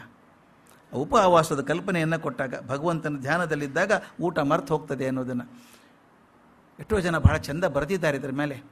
ಆ ಹೇಳಿಬಿಡ್ತೀನಿ ಅದನ್ನು ಈ ಸಮಯದಲ್ಲಿ. ಪಾಂಚ್ ಸೀಡಿಯಾ ಅಂತ ಕರೀತಾರೆ ಸಾಮಾನ್ಯವಾಗಿ ಜೈನ ಪಂಥದಲ್ಲಿ. 5 ಹಂತಗಳಲ್ಲಿ ದಾಟಿ ಹೋಗಬೇಕು ಒಬ್ಬ ಮುನಿ ಆಗಬೇಕಾದ್ರೆ. 5 ಹಂತಗಳು ಪಾಂಚ್ ಸೀಡಿಯಾ ಅಂತಾರೆ, ಒಂದೊಂದೇ ಹಂತ ದಾಟ್ಕೊಂಡು ಹೋಗಬೇಕು. ಅದಕ್ಕೆ ಯಾರೋ ಕೇಳಿದ್ರಂತೆ, ಮಹಾವೀರ ಪಾಂಚ್ ಸೀಡಿಯಾ ಮಾಡಲೇ ಇಲ್ಲಲ್ಲ, ಟಕ್ ಅಂತ ಒಮ್ಮೆ ಮೇಲೆ ಹೋಗ್ಬಿಟ್ರು. ಅದೊಂದು ಚೈತನ್ಯನೇ ಬೇರೆ, ಅದು ಟಕ್ ಅಂತ ಮೇಲೆ ಹೋಗ್ಬಿಟ್ರು. ಎಲ್ರಿಗೂ ಆಗೋಲ್ಲ ಅದು, ಒಂದೊಂದು ಹಂತವಾಗಿ ಮನಸ್ಸು ತಯಾರು ಮಾಡ್ಕೊಂಡು ಹೋಗ್ಬೇಕು ಅದಕ್ಕೆ. ಹಾಗೆ ಪಾಂಚ್ ಸೀಡಿಯಾ ಮಹಾವೀರರಿಗೆ ಬೇಕಾಗಲಿಲ್ಲ. ಯಾವ ಕ್ಷಣದಲ್ಲಿ ಆತನಿಗೆ ಆ ಭಗವಂತನ ಉನ್ಮತ್ತತೆ ಬಂದ್ಬಿಡ್ತೋ, ಆ ಧ್ಯಾನದ ಉನ್ಮತ್ತತೆ ಬಂದಾಗ ಏನೂ ಬೇಡ ಅನ್ನಿಸ್ತು. ಹಗಲು ಆದದ್ದು ಗೊತ್ತಾಗಲಿಲ್ಲ, ರಾತ್ರಿ ಆದದ್ದು ಗೊತ್ತಾಗಲಿಲ್ಲ, ಹಸಿವೆ ಮರ್ತು ಹೋಯ್ತು, ನೀರಡಿಕೆ ಮರ್ತು ಹೋಯ್ತು, ಯಾವುದೂ ಬೇಡ, ಬಟ್ಟೆ ಕೂಡ ಬೇಡ ಅನಿಸ್ಬಿಡ್ತು. ದಿಗಂಬರ ಆಗಿಬಿಟ್ರು. ದಿಗಂಬರ ಅಂದರೆ ದಿಕ್ ಅಂಬರ. ಯಾರಿಗೆ ಆಕಾಶವೇ ಬಟ್ಟೆ ಆಯಿತೋ ಹಾಗೆ ಇವತ್ತು ನಿಂತ್ಕೊಂಡ್ಬಿಟ್ರು. ಯಾವುದೂ ಪರಿವೇ ಇಲ್ಲ. ಆ ಧ್ಯಾನದಲ್ಲಿ ಗರ್ಕ್ ಆಗೋದಂತಾರೆ ನೋಡಿ, ಆ ಧ್ಯಾನದಲ್ಲಿ ಗರ್ಕ್ ಆದಾಗ ಯಾವುದೂ ಬೇಕಾಗಲಿಲ್ಲ, ಆ ಮಟ್ಟಕ್ಕೆ ಹೋದಂಥದ್ದು. ಅವ್ರು ಧ್ಯಾನಕ್ಕೆ ಕೂತ್ಕೊಂಡಾಗ ಮೈ ಮೇಲೆ ಪ್ರಾಣಿಗಳು ಹರಿದಾಡ್ತಿತ್ತಂತೆ. ಹಾವು ಹರಿದು ಹೋಗಬೇಕು, ಗೊತ್ತೇ ಆಗ್ತಿದ್ದಿಲ್ಲ. ಅಂದರೆ ಯಾವ ಮಟ್ಟಕ್ಕೆ ಹೋಗಿತ್ತು ಧ್ಯಾನ ಅಂತ. ಅವು ಎಷ್ಟೋ ಸಲ ನೋವು ಮಾಡ್ತಿದ್ವು ಅಂತೆ. ಪಕ್ಷಿಗಳು ಕೂತ್ಕೋಬೇಕು, ಕುಕ್ಕಬೇಕು ಮೈಯಲ್ಲೆಲ್ಲ, ಆದರೆ ಪಕ್ಷಿಗಳ ಬಗ್ಗೆ ಸಿಟ್ಟಿಲ್ಲ, ಹೋಗ್ತಿತ್ತದು. 12 ವರ್ಷ ಈ ರೀತಿ ಆಗಿದ್ದಾರೆ. ಅನೇಕಾನೇಕ ಅದ್ಭುತ ಘಟನೆಗಳು ನಡೆದು ಹೋಯ್ತಂತೆ. ಒಂದು ವಿಶೇಷವಾದದ್ದು ಅಂದರೆ, ಆ ಹೊತ್ತಿಗೆ ಅತ್ಯಂತ ವಿಚಾರವಂತ ಮನುಷ್ಯ ಅನ್ನೋನು ಮಕ್ಕಲಿ ಗೋಶಾಲ ಅಂತ ಒಬ್ಬಿದ್ದ. ತುಂಬ ಚಿಂತಕ ಅಂತ ಹೆಸರು ಅವಾಗ. ಈಗ ನಮ್ಮ ಬುದ್ಧಿಜೀವಿಗಳಿದ್ದ ಹಾಗೆ ಅವನೊಬ್ಬ. ಆಗ ಮಕ್ಕಲಿ ಗೋಶಾಲ ಅಂತ, ಬಹಳ ಓದ್ಕೊಂಡವನು. ಪರಸ್ಪರ ಭೇಟಿಯಾಯಿತು. ಅವನು ಚೆನ್ನಾಗಿದ್ದಾನೆ ಅಂತ ಇಬ್ಬರು ಜೊತೆಗಿದ್ರು. ಮಕ್ಕಲಿ ಗೋಶಾಲ ಮಹಾವೀರ ಸುಮಾರು ಒಂದು 5-6 ವರ್ಷ ಇದ್ದವು ಜೊತೆಗಿದ್ರು. ಒಮ್ಮೆ ಸಿದ್ಧತ್ತಪುರ ಅಂತ ಒಂದು ಊರಿಗೆ ಹೋಗುವಾಗ ವೈಶ್ಯಾಯನ ಅನ್ನೊಬ್ಬ ತಪಸ್ವಿ ಬರ್ತಾನೆ. ಈ ಮಾತನ್ನು ನಾನು ಭಾಳ ಮುಖ್ಯ ಹೇಳಬೇಕು, ಇವತ್ತಿಗೆ ಭಾಳ ಸಂಬಂಧ ಇರುವಂಥದ್ದು. ಈ ಮಕ್ಕಲಿ ಗೋಶಾಲ ಮಹಾವೀರರು ಅತ್ಯಂತ ಆತ್ಮೀಯ ಸಂಬಂಧ ಆಗಿ ನಡ್ಕೊಂಡು ಹೋಗ್ತಿರ್ಬೇಕಾದ್ರೆ ವೈಶ್ಯಾಯನ ಅಂತ ಒಬ್ಬ ವೈದಿಕ ಬರ್ತಾನೆ. ಅವನಿಗೂ ಮಕ್ಕಲಿ ಗೋಶಾಲನಿಗೂ ಏನೋ ಜಗಳ ಬರ್ತದೆ. ಬಂದಾಗ ವೈಶ್ಯಾಯನ ಏನು ಮಾಡ್ತಾನೆ, ತೇಜೋತೀಶ್ಯ ಅಂತ ಒಂದು ಪ್ರಯೋಗ ಮಾಡ್ತಾನೆ. ತೇಜೋತೀಶ್ಯ ಅಂತ ಒಂದು ಮಂತ್ರ ಪ್ರಯೋಗ. ಅದು ಮಾಡಿದರೆ ಇವನ ತೇಜವನ್ನೆಲ್ಲ ಹೀರ್ಕೊಂಡ್ಬಿಡ್ತದೆ, ಅದು ಇವನಿರುವಂಥ ಶಕ್ತಿಯನ್ನೆಲ್ಲ ಹೀರ್ಕೊಂಡ್ಬಿಡ್ತದೆ. ಅಂಥ ಮಂತ್ರ ಪ್ರಯೋಗ ಮಾಡಿದ್ದಂತೆ ಇವನ ಮೇಲೆ, ಯಾರೇ ಮಕ್ಕಲಿ ಗೋಶಾಲನ ಮೇಲೆ. ಆದರೆ ಅವನು ಮಹಾವೀರರ ಜೊತೆಗಿರೋದ್ರಿಂದ ಒಂದು ಕವಚ ಆದಂಗೆ ಆಗ್ಬಿಟ್ಟಿತ್ತಂತ ಅವನಿಗೆ. ಹೀಗಾಗಿ ಅವನು ತೇಜೋತೀಶ್ಯ ಆಗಲಿಲ್ಲ, ಅದನ್ನು ಮಹಾವೀರರೇ ಪರಿಹಾರ ಮಾಡಿದರು ಅಂತ. ಇದೆಲ್ಲ ಒಂದು ಹಂತ ಆಯಿತು. ಆ ಮಕ್ಕಲಿ ಗೋಶಾಲ ಬಹುಶಃ ಬೇಸಿಕಲಿ ಅವನು ಬುದ್ಧಿಜೀವಿ, ಭಾಳ ವಿಚಾರ ಮಾಡುವಂಥ ಮನುಷ್ಯ. ಕೊನೆಗೆ ಅನ್ನಿಸ್ತು, ಮಹಾವೀರನಿಗಿಂತ ನಾನೇ ಚೆನ್ನಾಗಿದ್ದೇನೇನೋ ಅನಿಸ್ಬಿಡ್ತು. ಕೆಲವು ಭ್ರಮೆ ಬರ್ತದೆ ಕೆಲವರಿಗೆ. ಭಾಳ ದಿವಸ ದೊಡ್ಡವ್ರ ಜೊತೆಗೆ ಬದುಕಿದಾಗ ತಾನು ಅವ್ರಿಗಿಂತ ದೊಡ್ಡವನು ಅನ್ನೋ ಭ್ರಮೆ ಬರೋ ಚಾನ್ಸ್ ಇದೆ. ಹಾಗೆ ಮಹಾವೀರ ಜೊತೆಗಿದ್ದಾಗ ನಾನು ದೊಡ್ಡವನೇ ಅಲ್ಲ, ಅವನಿಗಿಂತ ಏನು ಕಮ್ಮಿ ಅಂತ ಅನ್ನಿಸ್ತು. ಬಿಟ್ಟು ಹೋಗ್ಬಿಟ್ಟ ಇವ್ರನ್ನ. ಮಹಾವೀರನ್ನ ಬಿಟ್ಟು ಹೋಗಿ ತಾನು ಯಾರೋ ಒಬ್ಬರು ಹಿಡ್ಕೊಂಡು ತೇಜೋತೀಶ ಕಲ್ತ. ತೇಜೋತೀಶವನ್ನು ಕಲ್ತು ಮಹಾವೀರ ಮೇಲೆ ಪ್ರಯೋಗ ಮಾಡಿಬಿಟ್ಟ. ಇದು ಹೇಗಿದೆ ನೋಡಿ, ಇದು ಯಾರು ತೇಜೋತೀಶದಿಂದ ಇವನು ಪಾರು ಮಾಡಿದ್ರೋ ಅಂಥವ್ರ ಮೇಲೆ ತಾನೇ ಪ್ರಯೋಗ ಮಾಡಿದ. ಆದರೆ ಅದರಿಂದ ಏನು ಆಗಲಿಲ್ಲ ಅನ್ನೋದು ಮಾತು ಬೇರೆ. ತಾನೇ ಒಂದು ಬೇರೆ ಸಂಘ ಮಾಡಿಕೊಂಡ, ಮಹಾವೀರರ ವಿರುದ್ಧ ಮಾತಾಡೋಕೆ ಶುರು ಮಾಡಿದ. ಅಜೀವಕ ಸಿದ್ಧಾಂತ ಅಂತ ಮಾಡಿಕೊಂಡು ತಾನೇ ಜಿನ ಅಂತ ತಿಳ್ಕೊಂಡು ಸ್ವಯಂ ಘೋಷಣೆ ಮಾಡಿ ನಾನೇ ತೀರ್ಥಂಕರಾದೆ ಅಂತ ಹೇಳಿಬಿಟ್ಟ. ಮುಂದೆ ಅಂತಿಮ ಕಾಲ ಹತ್ತಿರ ಬಂತು ಅವನಿಗೆ. ಬಂದಾಗ ತನ್ನ ಶಿಷ್ಯನಿಗೆ ಹೇಳ್ತಾನೆ, ಭಾಳ ಚಂದ ದಾಖಲೆ ಮಾಡಿದ್ದಾರೆ ಅದನ್ನು. ಆ ಶಿಷ್ಯರಿಗೆ ಏನು ಹೇಳಿದ ಮಕ್ಕಲಿ ಗೋಶಾಲ ಅಂದರೆ, ನನ್ನ ಪ್ರಿಯ ಶಿಷ್ಯರೇ, ನಾನೀಗ ಮೃತ್ಯು ಹೋಗ್ತಿದ್ದೀನಿ. ನನ್ನ ಮೃತ್ಯು ಆದ ತಕ್ಷಣ ನನ್ನ ಶರೀರಕ್ಕೆ ಚಂದನ ಲೇಪನ ಮಾಡಬೇಕು. ಅತ್ಯಂತ ಬಹುಮೌಲ್ಯದ ವಸ್ತ್ರಾಭೂಷಣಗಳನ್ನು ಹಾಕಬೇಕು ನನಗೆಲ್ಲ. ಪಲ್ಲಕ್ಕಿಯಲ್ಲಿ ಕೂಡಿಸಿ ಶ್ರಾವಸ್ತಿಯೊಳಗೆ ಸಂಭ್ರಮದ ಮೆರವಣಿಗೆ ಮಾಡಬೇಕು. ಇದು ನೋಡಿ ಹಣೆಬರ. ಅವನು ತಾನೇ ಕೇಳ್ಕೊಳ್ಳೋದು, ನನ್ನ ಪಲ್ಲಕ್ಕಿಯಲ್ಲಿ ಕೂಡಿಸ್ಕೊಂಡು ದೊಡ್ಡ ಮೆರವಣಿಗೆ ಮಾಡಬೇಕು. ಮಾಡಿ ಏನು ಹೇಳಬೇಕು ಅಂದರೆ ಜನರಿಗೆ, 24ನೇ ತೀರ್ಥಂಕರರಾದ ಗೋಶಾಲರು ಸಮಸ್ತ ದುಃಖಗಳನ್ನು ಗೆದ್ದು ಸಿದ್ಧರೆನಿಸಿದರು ಎಂದು ಘೋಷಣೆ ಮಾತ್ರ ಮರಿಬಾರ್ದು, ತಪ್ಪದೇ ಮಾಡಬೇಕು ಅದನ್ನು. ತಾನೇ 24ನೇ ತೀರ್ಥಂಕರ ಅಂತ ಬರ್ಸ್ಕೊಂಡ್ಬಿಟ್ಟ. ಈ ಮಾತು ಕೇಳಿದಾಗ ನನಗನ್ಸೋದು, ಮಹಾವೀರರ ಬಗ್ಗೆ ಯಾಕೆ ಎಷ್ಟು ಕೋಪ ಆತನಿಗೆ? ಅದಕ್ಕೆ ನಾನು ಯಾವುದೋ ಒಂದು ಆರ್ಟಿಕಲಲ್ಲಿ ಬರೆದಿದ್ದೆ, intense love only can become intense hatredness. ಅತ್ಯಂತ ಪ್ರೀತಿ ಮಾತ್ರ ಅತ್ಯಂತ ದ್ವೇಷಕ್ಕೆ ಕಾರಣ ಆಗ್ತದೆ. ರಸ್ತೆಯಲ್ಲಿ ಹೋಗೋರನ್ನ ಯಾರೂ ದ್ವೇಷ ಮಾಡಲ್ಲ. ಪರಿಚಯದವ್ರನ್ನ ದ್ವೇಷ ಮಾಡ್ತೀವಿ ನಾವು? ಇಲ್ಲ. ತಾವು ಗಮನಿಸಿದ್ದೀರಿ, ಯಾರೋ ಒಬ್ಬರು ಸಂಸ್ಥೆಯಲ್ಲಿ ಕೆಲಸ ಮಾಡ್ತಾರೆ, ಇಬ್ಬರು ಜೊತೆ ಕೆಲಸ ಮಾಡ್ತಾರೆ, ಏನು ಅಣ್ಣ ತಮ್ಮ ಇದ್ದಂಗೆ ಇರ್ತಾರೆ. ಒಂದು ಸಲ ಏನೋ ಮನಸ್ಸು ಕೆಟ್ಟು ಬಿಟ್ಟು ಹೋದರೆ ಆತ ಬರೀ ದ್ವೇಷನೇ ಶುರು ಆಗಿಬಿಡುತ್ತೆ. ಆ ಸಂಸ್ಥೆ ವಿರುದ್ಧನೇ ಕೆಲಸ ಮಾಡೋಕ್ಕೆ ಶುರು ಮಾಡ್ತಾರೆ ಜನ. ತಾವು ಕಂಡಿದ್ದೀರಾ? ಯಾವುದೋ ವಿಷಯ ಅವ್ರ ಮೇಲೆ ಎಷ್ಟು ಕೋಪ ಅಂದರೆ ತಾವು ಕಟ್ಟಿದಂಥ ಸಂಸ್ಥೆನೇ ಅಲ್ಲಿದ್ದಂಥ ಜನರ ಬಗ್ಗೆ ದ್ವೇಷ, ಕೋಪ. ಯಾಕೆ? ಅತ್ಯಂತ ಪ್ರೀತಿ ಮಾತ್ರ ಅತ್ಯಂತ ದ್ವೇಷಕ್ಕೆ ಕಾರಣ ಆಗುವಂಥದ್ದು. 6 ವರ್ಷ ಜೊತೆಗೆ ಬದುಕಿದ್ರಲ್ಲ, ಬಿಟ್ಟು ಬಂದಾಗ ಮಹಾವೀರನ ದ್ವೇಷ ಮಾಡೋಕ್ಕೆ ಶುರು ಮಾಡಿ ತಾನೇ 24ನೇ ತೀರ್ಥಂಕರ ಅಂತ ಹೇಳ್ಕೊಂಡ್ಬಿಟ್ಟ. ಆಗ ಜಗತ್ತಿಗೆಲ್ಲ ಗೊತ್ತಾಗಿದೆ ಮಹಾವೀರ ತೀರ್ಥಂಕರರು ಅಂತ ಗೊತ್ತಾಗಿದೆ. ಆದರೂ ಕೂಡ ತಾನು ಮಾಡ್ಕೊಂಡು ಹಂಗೆ ಹೋದ. ಇನ್ನು ಚೇಟಕ ರಾಜನ ಪುತ್ರಿ ಚಂದನ ಅಂತಿದ್ಲು. ಅದೊಂದು ಘಟನೆ ಹೇಳಿ ಮುಗಿಸ್ತೀನಿ ಇವತ್ತು. ಚೇಟಕ ರಾಜ ಅಂತ ಹೇಳಿದೆ. ಚೇಟಕ ರಾಜ ಅಂದರೆ ಸಿದ್ಧಾರ್ಥನ ಮಾವ. ಅವನು 10 ಜನ ಹೆಣ್ಮಕ್ಳು. ಅದರ ಕಡೆ ಹೆಣ್ಮಗಳು, ಮೊದಲೇದವಳು ತ್ರಿಶಲ ಅಂದರೆ ಮಹಾವೀರನ ತಾಯಿ, ಕಡೆಯವಳ ಹೆಸರು ಚಂದನ ಅಂತ. ಯಾವುದೋ ಕಾರಣಕ್ಕೆ ಮದುವೆನೇ ಆಗಲಿಲ್ಲ ಆಕೆ. ಮದುವೆ ಆಗೋ ಆಸಕ್ತಿ ಇಲ್ಲ, ಮದುವೆ ಆಗಲ್ಲ ಅಂತ ಉಳ್ಕೊಂಡ್ಬಿಟ್ಲು. ಅದು ಎಷ್ಟು ಸುಂದರಿ ಆಗಿದ್ಲು ಆಕೆ, ಎಷ್ಟು ಚೆಲುವೆ ಆಗಿದ್ಲು ಅಂತಂದರೆ ಅವ್ರು ಬರೀತಾರೆ, ಆಕೆ ಎಷ್ಟು ಸುಂದರಿ ದೇವ ನಾಗ ಗಂಧರ್ವರಲ್ಲಿ ಕೂಡ ಇರಲಿಲ್ಲ ಅಂತ. ಅಷ್ಟು ಸುಂದರಿ ಆಗಿದ್ಲು ಆಕೆ, ಮದುವೆ ಆಗಲಿಲ್ಲ. ಒಂದು ಸಲ ಆಕೆ ತನ್ನ ರಾಜೋದ್ಯಾನದಲ್ಲಿ ಅಡ್ಡಾಡ್ತಾ ಇದ್ಲಂತೆ. ಉದ್ಯಾನವನದಲ್ಲಿ ಅಡ್ಡಾಡ್ತಿರ್ಬೇಕಾದ್ರೆ ಮೇಲೆ ಒಬ್ಬ ವಿದ್ಯಾಧರ ಹೋಗ್ತಾ ಇದ್ದ ಆಕಾಶ ಮಾರ್ಗವಾಗಿ. ಹೋಗೋನಿಕೆ ನೋಡ್ದ, ಭಾರಿ ಆಕರ್ಷಣೆ ಆಗಿಬಿಡ್ತು. ಆಕೆಯನ್ನು ಪಡ್ಕೊಂಡೇ ಬಿಡಬೇಕು ಅಂತ ಅನ್ನಿಸ್ತು. ಅವನೇನು ಮಾಡ್ದ, ತನ್ನ ವಿಮಾನ ಇತ್ತಲ್ಲ, ವಿಮಾನದಿಂದ ಕೆಳಗೆ ಬಂದ, ಆಕೆನ ಎತ್ಕೊಂಡು ಹೋಗ್ಬಿಟ್ಟ ಮೇಲೆ. ಆಕೆ ಎಷ್ಟೇ ಗಲಾಟೆ ಮಾಡಿದ್ರು, ಪ್ರತಿಭಟನೆ ಮಾಡಿದ್ರು ಬಿಡಲಿಲ್ಲ, ಎಳ್ಕೊಂಡು ಹೋದ. ಆಕಾಶ ಮಾರ್ಗವಾಗಿ ಇನ್ನು ಬೇರೆ ಕಡೆ ಹೋಗಬೇಕು ಅನ್ನೋ ಹೊತ್ತಿಗೆ ಒಂದು ಮನೆಗೆ ಹೋದ. ಮನೆಗೆ ಹೋಗೋತ್ತೆ ಅವನು ಹೆಂಡತಿ ಬಂದ್ಲಂತ. ಅಲ್ಲಿ ಒಂದು ಸಂತೋಷ, ವಿದ್ಯಾಧರನಿಗೆ ಹೆಂಡತಿ ಬಗ್ಗೆ ಹೆದರಿಕೆ ಇತ್ತು ಅಂತ. ಆಕೆ ಬಂದ ತಕ್ಷಣ ಹೆದರ್ಕೊಂಡ್ಬಿಟ್ಟ. ಅಯ್ಯೋ ಹೆಂಡತಿ ಗೊತ್ತಾದರೆ ಕಷ್ಟ ಆಗ್ತದೆ ಇದು ಅಂತ ಹೇಳಿ ಆಕೆನ್ನ ಅದೇ ಸರ್ರಂತ ತನ್ನ ವಿಮಾನ ಬೇರೆ ಕಡೆ ತೊಗೊಂಡು ಹೋಗಿ ಒಂದು ದಟ್ಟವಾದ ಅರಣ್ಯದಲ್ಲಿ ಬಿಟ್ಟು ಬಂದುಬಿಟ್ಟ. ಆಕೆ ಕರ್ಮ ನೋಡಿ ಪಾಪ. ರಾಜೋದ್ಯಾನದಲ್ಲಿ ಸುತ್ತಾಡ್ಕೊಂಡಿದ್ದಂಥ ಹುಡುಗಿ ಆಕೆನ ವಿದ್ಯಾಧರ ಎತ್ಕೊಂಡು ಹೋಗೋದೇನೋ, ತನ್ನ ಮನೆಗೆ ತೊಗೊಂಡು ಹೋಗೋದೇನೋ, ಹೆಂಡತಿ ಬಂದಾಳೇನು ಗೊತ್ತಾದ ತಕ್ಷಣ ಕರ್ಕೊಂಬಂದು ಕಾಡಲ್ಲಿ ಬಿಟ್ಬಿಟ್ಟ, ದಟ್ಟ ಕಾಡಲ್ಲಿ ಬಿಟ್ಬಿಟ್ಟ. ಅಲ್ಲೊಬ್ಬ ಬೇಟೆಗಾರ, ಕಥೆಗಳು ಹೆಂಗೆ ಬರ್ತಾವೆ ನೋಡಿ. ಆ ಬೇಟೆಗಾರ ಬಂದ, ಆಕೆನ ಎತ್ಕೊಂಡು ಹೋದ. ಆಕೆ ಅವನು ಒಪ್ಕೊಳ್ಳೋದಿಲ್ಲ ಅಂತ ಗೊತ್ತಾಯ್ತು. ತನಗೆ ಒಪ್ಕೊಳ್ಳೋದಿಲ್ಲ ಆಕೆ ಅಂತ ಗೊತ್ತಾದಾಗ ಏನು ಮಾಡಿದ, ದಾಸಿಯನ್ನು ಮಾರಿಬಿಡೋಣ, ಆಕೆನ ನೋಡೋಕೆ ಚಂದಿದ್ದಾಳೆ, ಮಾರಿ ಸ್ವಲ್ಪ ದುಡ್ಡು ಬರ್ತದೆ ಅಂತ ಪಟ್ಟಣಕ್ಕೆ ತೊಗೊಂಬಂದ. ಆಕೆನ ಕರ್ಕೊಂಬಂದು ಕೌಶಾಂಬಿ ನಗರಕ್ಕೆ ಕರ್ಕೊಂಬಂದು, ಅಲ್ಲೆಲ್ಲ ಆಗಿನ ಕಾಲದಲ್ಲಿ ಹಾಗಿತ್ತು ಅನಿಸುತ್ತೆ, ಕಟ್ಟೆ ಮೇಲೆ ನಿಂತು ದಾಸರನ್ನು ಮಾರಬೇಕು, ಇಂಥವ್ರಿಗೆ ಎಷ್ಟು ದುಡ್ಡು ಕೊಡ್ತೀರಿ ಅಂತ. ಅಲ್ಲೊಬ್ಬ ನಗರ ಶ್ರೇಷ್ಠಿ ಯಜಮಾನ ವೈಶ್ಯರವನು, ವೃಷಭದತ್ತ ಅಂತ ಅವನ ಹೆಸರು. ಆತ ನೋಡಿದ, ಈ ಹುಡುಗಿ ಪಾಪ ಒಳ್ಳೆಯದಾಳೆ, ದೊಡ್ಡ ಮನೆತಂದು ಓದಿರಬೇಕು, ಎಲ್ಲೋ ಆಪತ್ತಲ್ಲಿ ಸಿಕ್ಕಾಕೊಂಡಿದ್ದಾಳೆ, ಇವನೇನು ಕೈಯಲ್ಲಿ ಸಿಕ್ಕಾಕೊಂಡ್ಲು ಬೇಟೆಗಾರನ ಕೈಯಲ್ಲಿ. ಆಕೆಯನ್ನು ಪಾರು ಮಾಡಬೇಕು ಅನ್ನೋ ಉದ್ದೇಶದಿಂದಾನೇ ಅವನಿಗೆ ಆಕೆ ಬಗ್ಗೆ ಯಾವ ಕೆಟ್ಟ ಭಾವನೆಯೂ ಇಲ್ಲ. ತನ್ನ ಮಗಳ ಥರ, ವಯಸ್ಸಾದವನವನು, ನನ್ನ ಮಗಳ ಥರ ಇರಲಿ ಪುತ್ರಿ ಮನಸ್ಸಿನಿಂದ ಕರ್ಕೊಂಬರ್ತಾನೆ, ಮನೆಗೆ ಕೊಂಡ್ಕೊಂಬರ್ತಾನೆ. ಮಗಳ ಬಗ್ಗೆ ಪ್ರೇಮ ಇದ್ದ ಹಾಗೆ ಪ್ರೇಮ ತೋರಿಸ್ತಾನೆ ಆಕೆಗೆ. ಹೆಂಡ್ತಿಗೆ ಹೇಳ್ತಾನೆ. ಸ್ವಲ್ಪ ದಿವಸ ಆದಮೇಲೆ ಹೆಂಡ್ತಿಗೆ ಸಂಶಯ ಬರೋಕ್ಕೆ ಶುರು ಆಗುತ್ತೆ. ಇವನು ಬರೀ ಮಗಳು ಅಂತಾನೆ, ಬಹುಶಃ ಪ್ರೇಮ ಇರಬೇಕಿದು ಅಂತ ಸಂಶಯ ಮಾಡಿ ಆಕೆ ಏನು ಮಾಡ್ತಾಳೆ, ಆಕೆ ಶಿಕ್ಷೆ ಕೊಡೋಕ್ಕೆ ಶುರು ಮಾಡ್ತಾಳೆ. ಎಷ್ಟು ಪೀಡಿಸ್ತಾಳೆ ಅಂದರೆ, ತುಂಬ ಸುಂದರ ಆಗಿದ್ಲಲ್ಲ ಹುಡುಗಿ, ಆಕೆ ತಲೆ ಬೋಳಿಸ್ಬಿಡ್ತಾನೆ. ತುಂಬ ಸುಂದರವಾದ ಕೂದಲಿತ್ತಂತ ಆಕೆಗೆ, ಅಂತ ತೆಗಿಸ್ಬಿಡ್ತಾನೆ. ಅಂದರೆ ವಿರೂಪ ಮಾಡಬೇಕು ಅಂತ ಅಷ್ಟೇ. ಊಟ ಕೊಡಲ್ಲ, ಕೈಗೆ ಕಾಲಿಗೆ ಬೇಡಿ ಹಾಕಿ ಒಂದು ಕೋಣೆಯಲ್ಲಿ ಹಾಕಿಬಿಡ್ತಾಳೆ. ದಿನ ಆಕೆಗೆ ತಾವು ಊಟ ಮಾಡಿದ ಮೇಲೆ ಮರುದಿನ ಆ ತಂಗಳನ್ನು ಉಳಿದಿರುತ್ತಲ್ಲ, ತಂಗಳನ್ನು ಮಾತ್ರ ಕೊಡಬೇಕು ಆಕೆ. ಎಷ್ಟು ಕಷ್ಟ ಪಾಪ ರಾಜಕುಮಾರಿ ಆಕೆ, ಹೇಳೋಂಗಿಲ್ಲ ಯಾರ ಮುಂದೆ, ಆ ಥರ ಇತ್ತು. ಈ ಸಮಯಕ್ಕೆ ಕೌಶಾಂಬಿಗೆ ಮಹಾವೀರರು ಬರ್ತಾರೆ. ಮಹಾವೀರರಿಗೀಕೆ ಚಿಕ್ಕಮ್ಮ ಆಗಬೇಕು, ಹಿಂದಿನ ಆಶ್ರಮದಲ್ಲಿ ತಾಯಿ ತಂಗಿ. ಅವ್ರಿಗೆ ಗೊತ್ತಿಲ್ಲ ಚಂದನ ಇಲ್ಲಿದ್ದಾಳೆ ಅಂತ, ಯಾರಿಗೂ ಗೊತ್ತಿಲ್ಲಲ್ಲ. ಅಪ್ಪ ಹುಡುಕಿಸ್ತಾ ಇದ್ದಾನಲ್ಲಿ ಮಗಳೆಲ್ಲಿ ಹೋದ್ಲು ಅಂತ.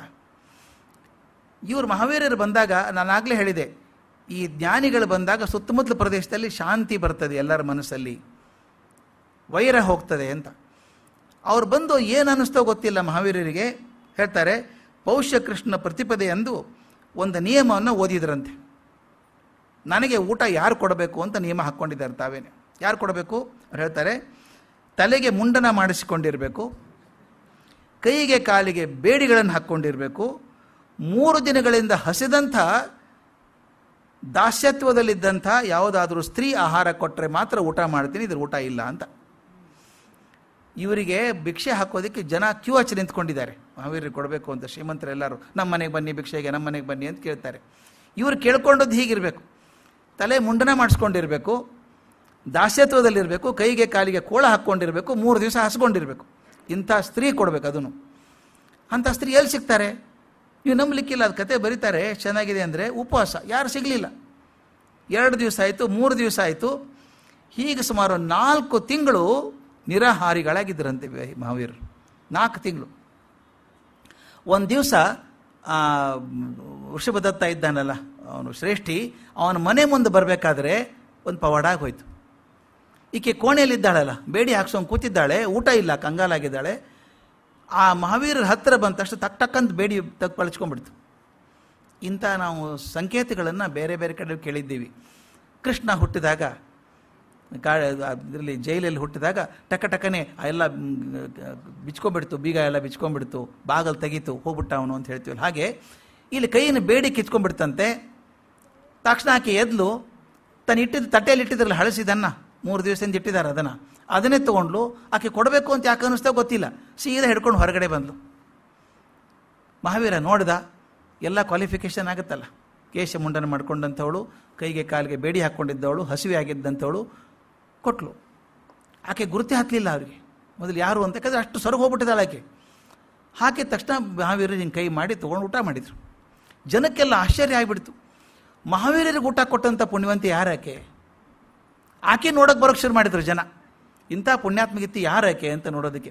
ಮನೆಗೆ ಬಂದಾಗ ವೃಷಭದತ್ತ ಗಾಬರಿ, ಇಷ್ಟೆಲ್ಲ ಯಾಕೆ ಬರ್ತಾರೆ ಅಂತ. ಅವರಂತೆ ಇಂಥ ಪುಣ್ಯ ಮಾಡಿದ್ಯೋ ಮಾರಾಯ ನೀನು, ಮಹಾವೀರರಿಗೆ ಊಟ ಕೊಡುವಂಥ ಹೆಣ್ಮಗಳು ನಿಮ್ಮ ಮನೆಯಲ್ಲಿದ್ದಾಳಲ್ಲ, ಆಕೆ ದರ್ಶನ ಮಾಡ್ಕೋಬೇಕು ಅಂತ ಬಂದರು. ರಾಣಿ ಕೂಡ ಬಂದಳು.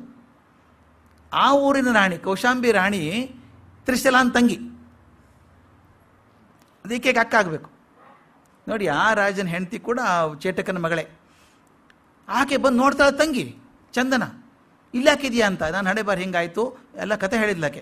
ತನ್ನ ಅರಮನೆ ಕರ್ಕೊಂಡು ಹೋದ್ಲಂತೆ. ಕರ್ಕೊಂಡೋಗಿ ಮತ್ತೆ ಚೇಟಕ ಮಹಾರಾಜ ಕರ್ಕೊಂಡು ವಾಪಸ್ ಹೋದ ಅಂತ. ಒಂದು ಅವತ್ತು ಮಹಾವೀರರಿಗೆ ಭಿಕ್ಷೆ ಕೊಟ್ಟಲೆಲ್ಲ ಚಂದನ, ಆಕೆ ಜೀವನ ಹೇಗಾಯಿತು ಅಂತ ಬರೀತಾರೆ. ಆಕೆ ಕೊನೆವರೆಗೂ ಮಹಾವೀರರ ಜೊತೆಗೆ ಇದ್ಲು, ಸಾಧ್ವಿಯಾಗಿ ಉಳ್ಕೊಂಡ್ಬಿಟ್ಲು. ಈ ಜೈನ ಪಂಥದಲ್ಲಿ ಆರ್ಯಕೇಯರು ಅಂತ ಬರ್ತಾರೆ. ನಮ್ಮಲ್ಲಿ ಹೇಗೆ ಪುರುಷರು ಸನ್ಯಾಸಿಗಳಾಗ್ತಾರೋ ಅಲ್ಲಿ ಆರ್ಯಕೇಯರು ಅಂತ.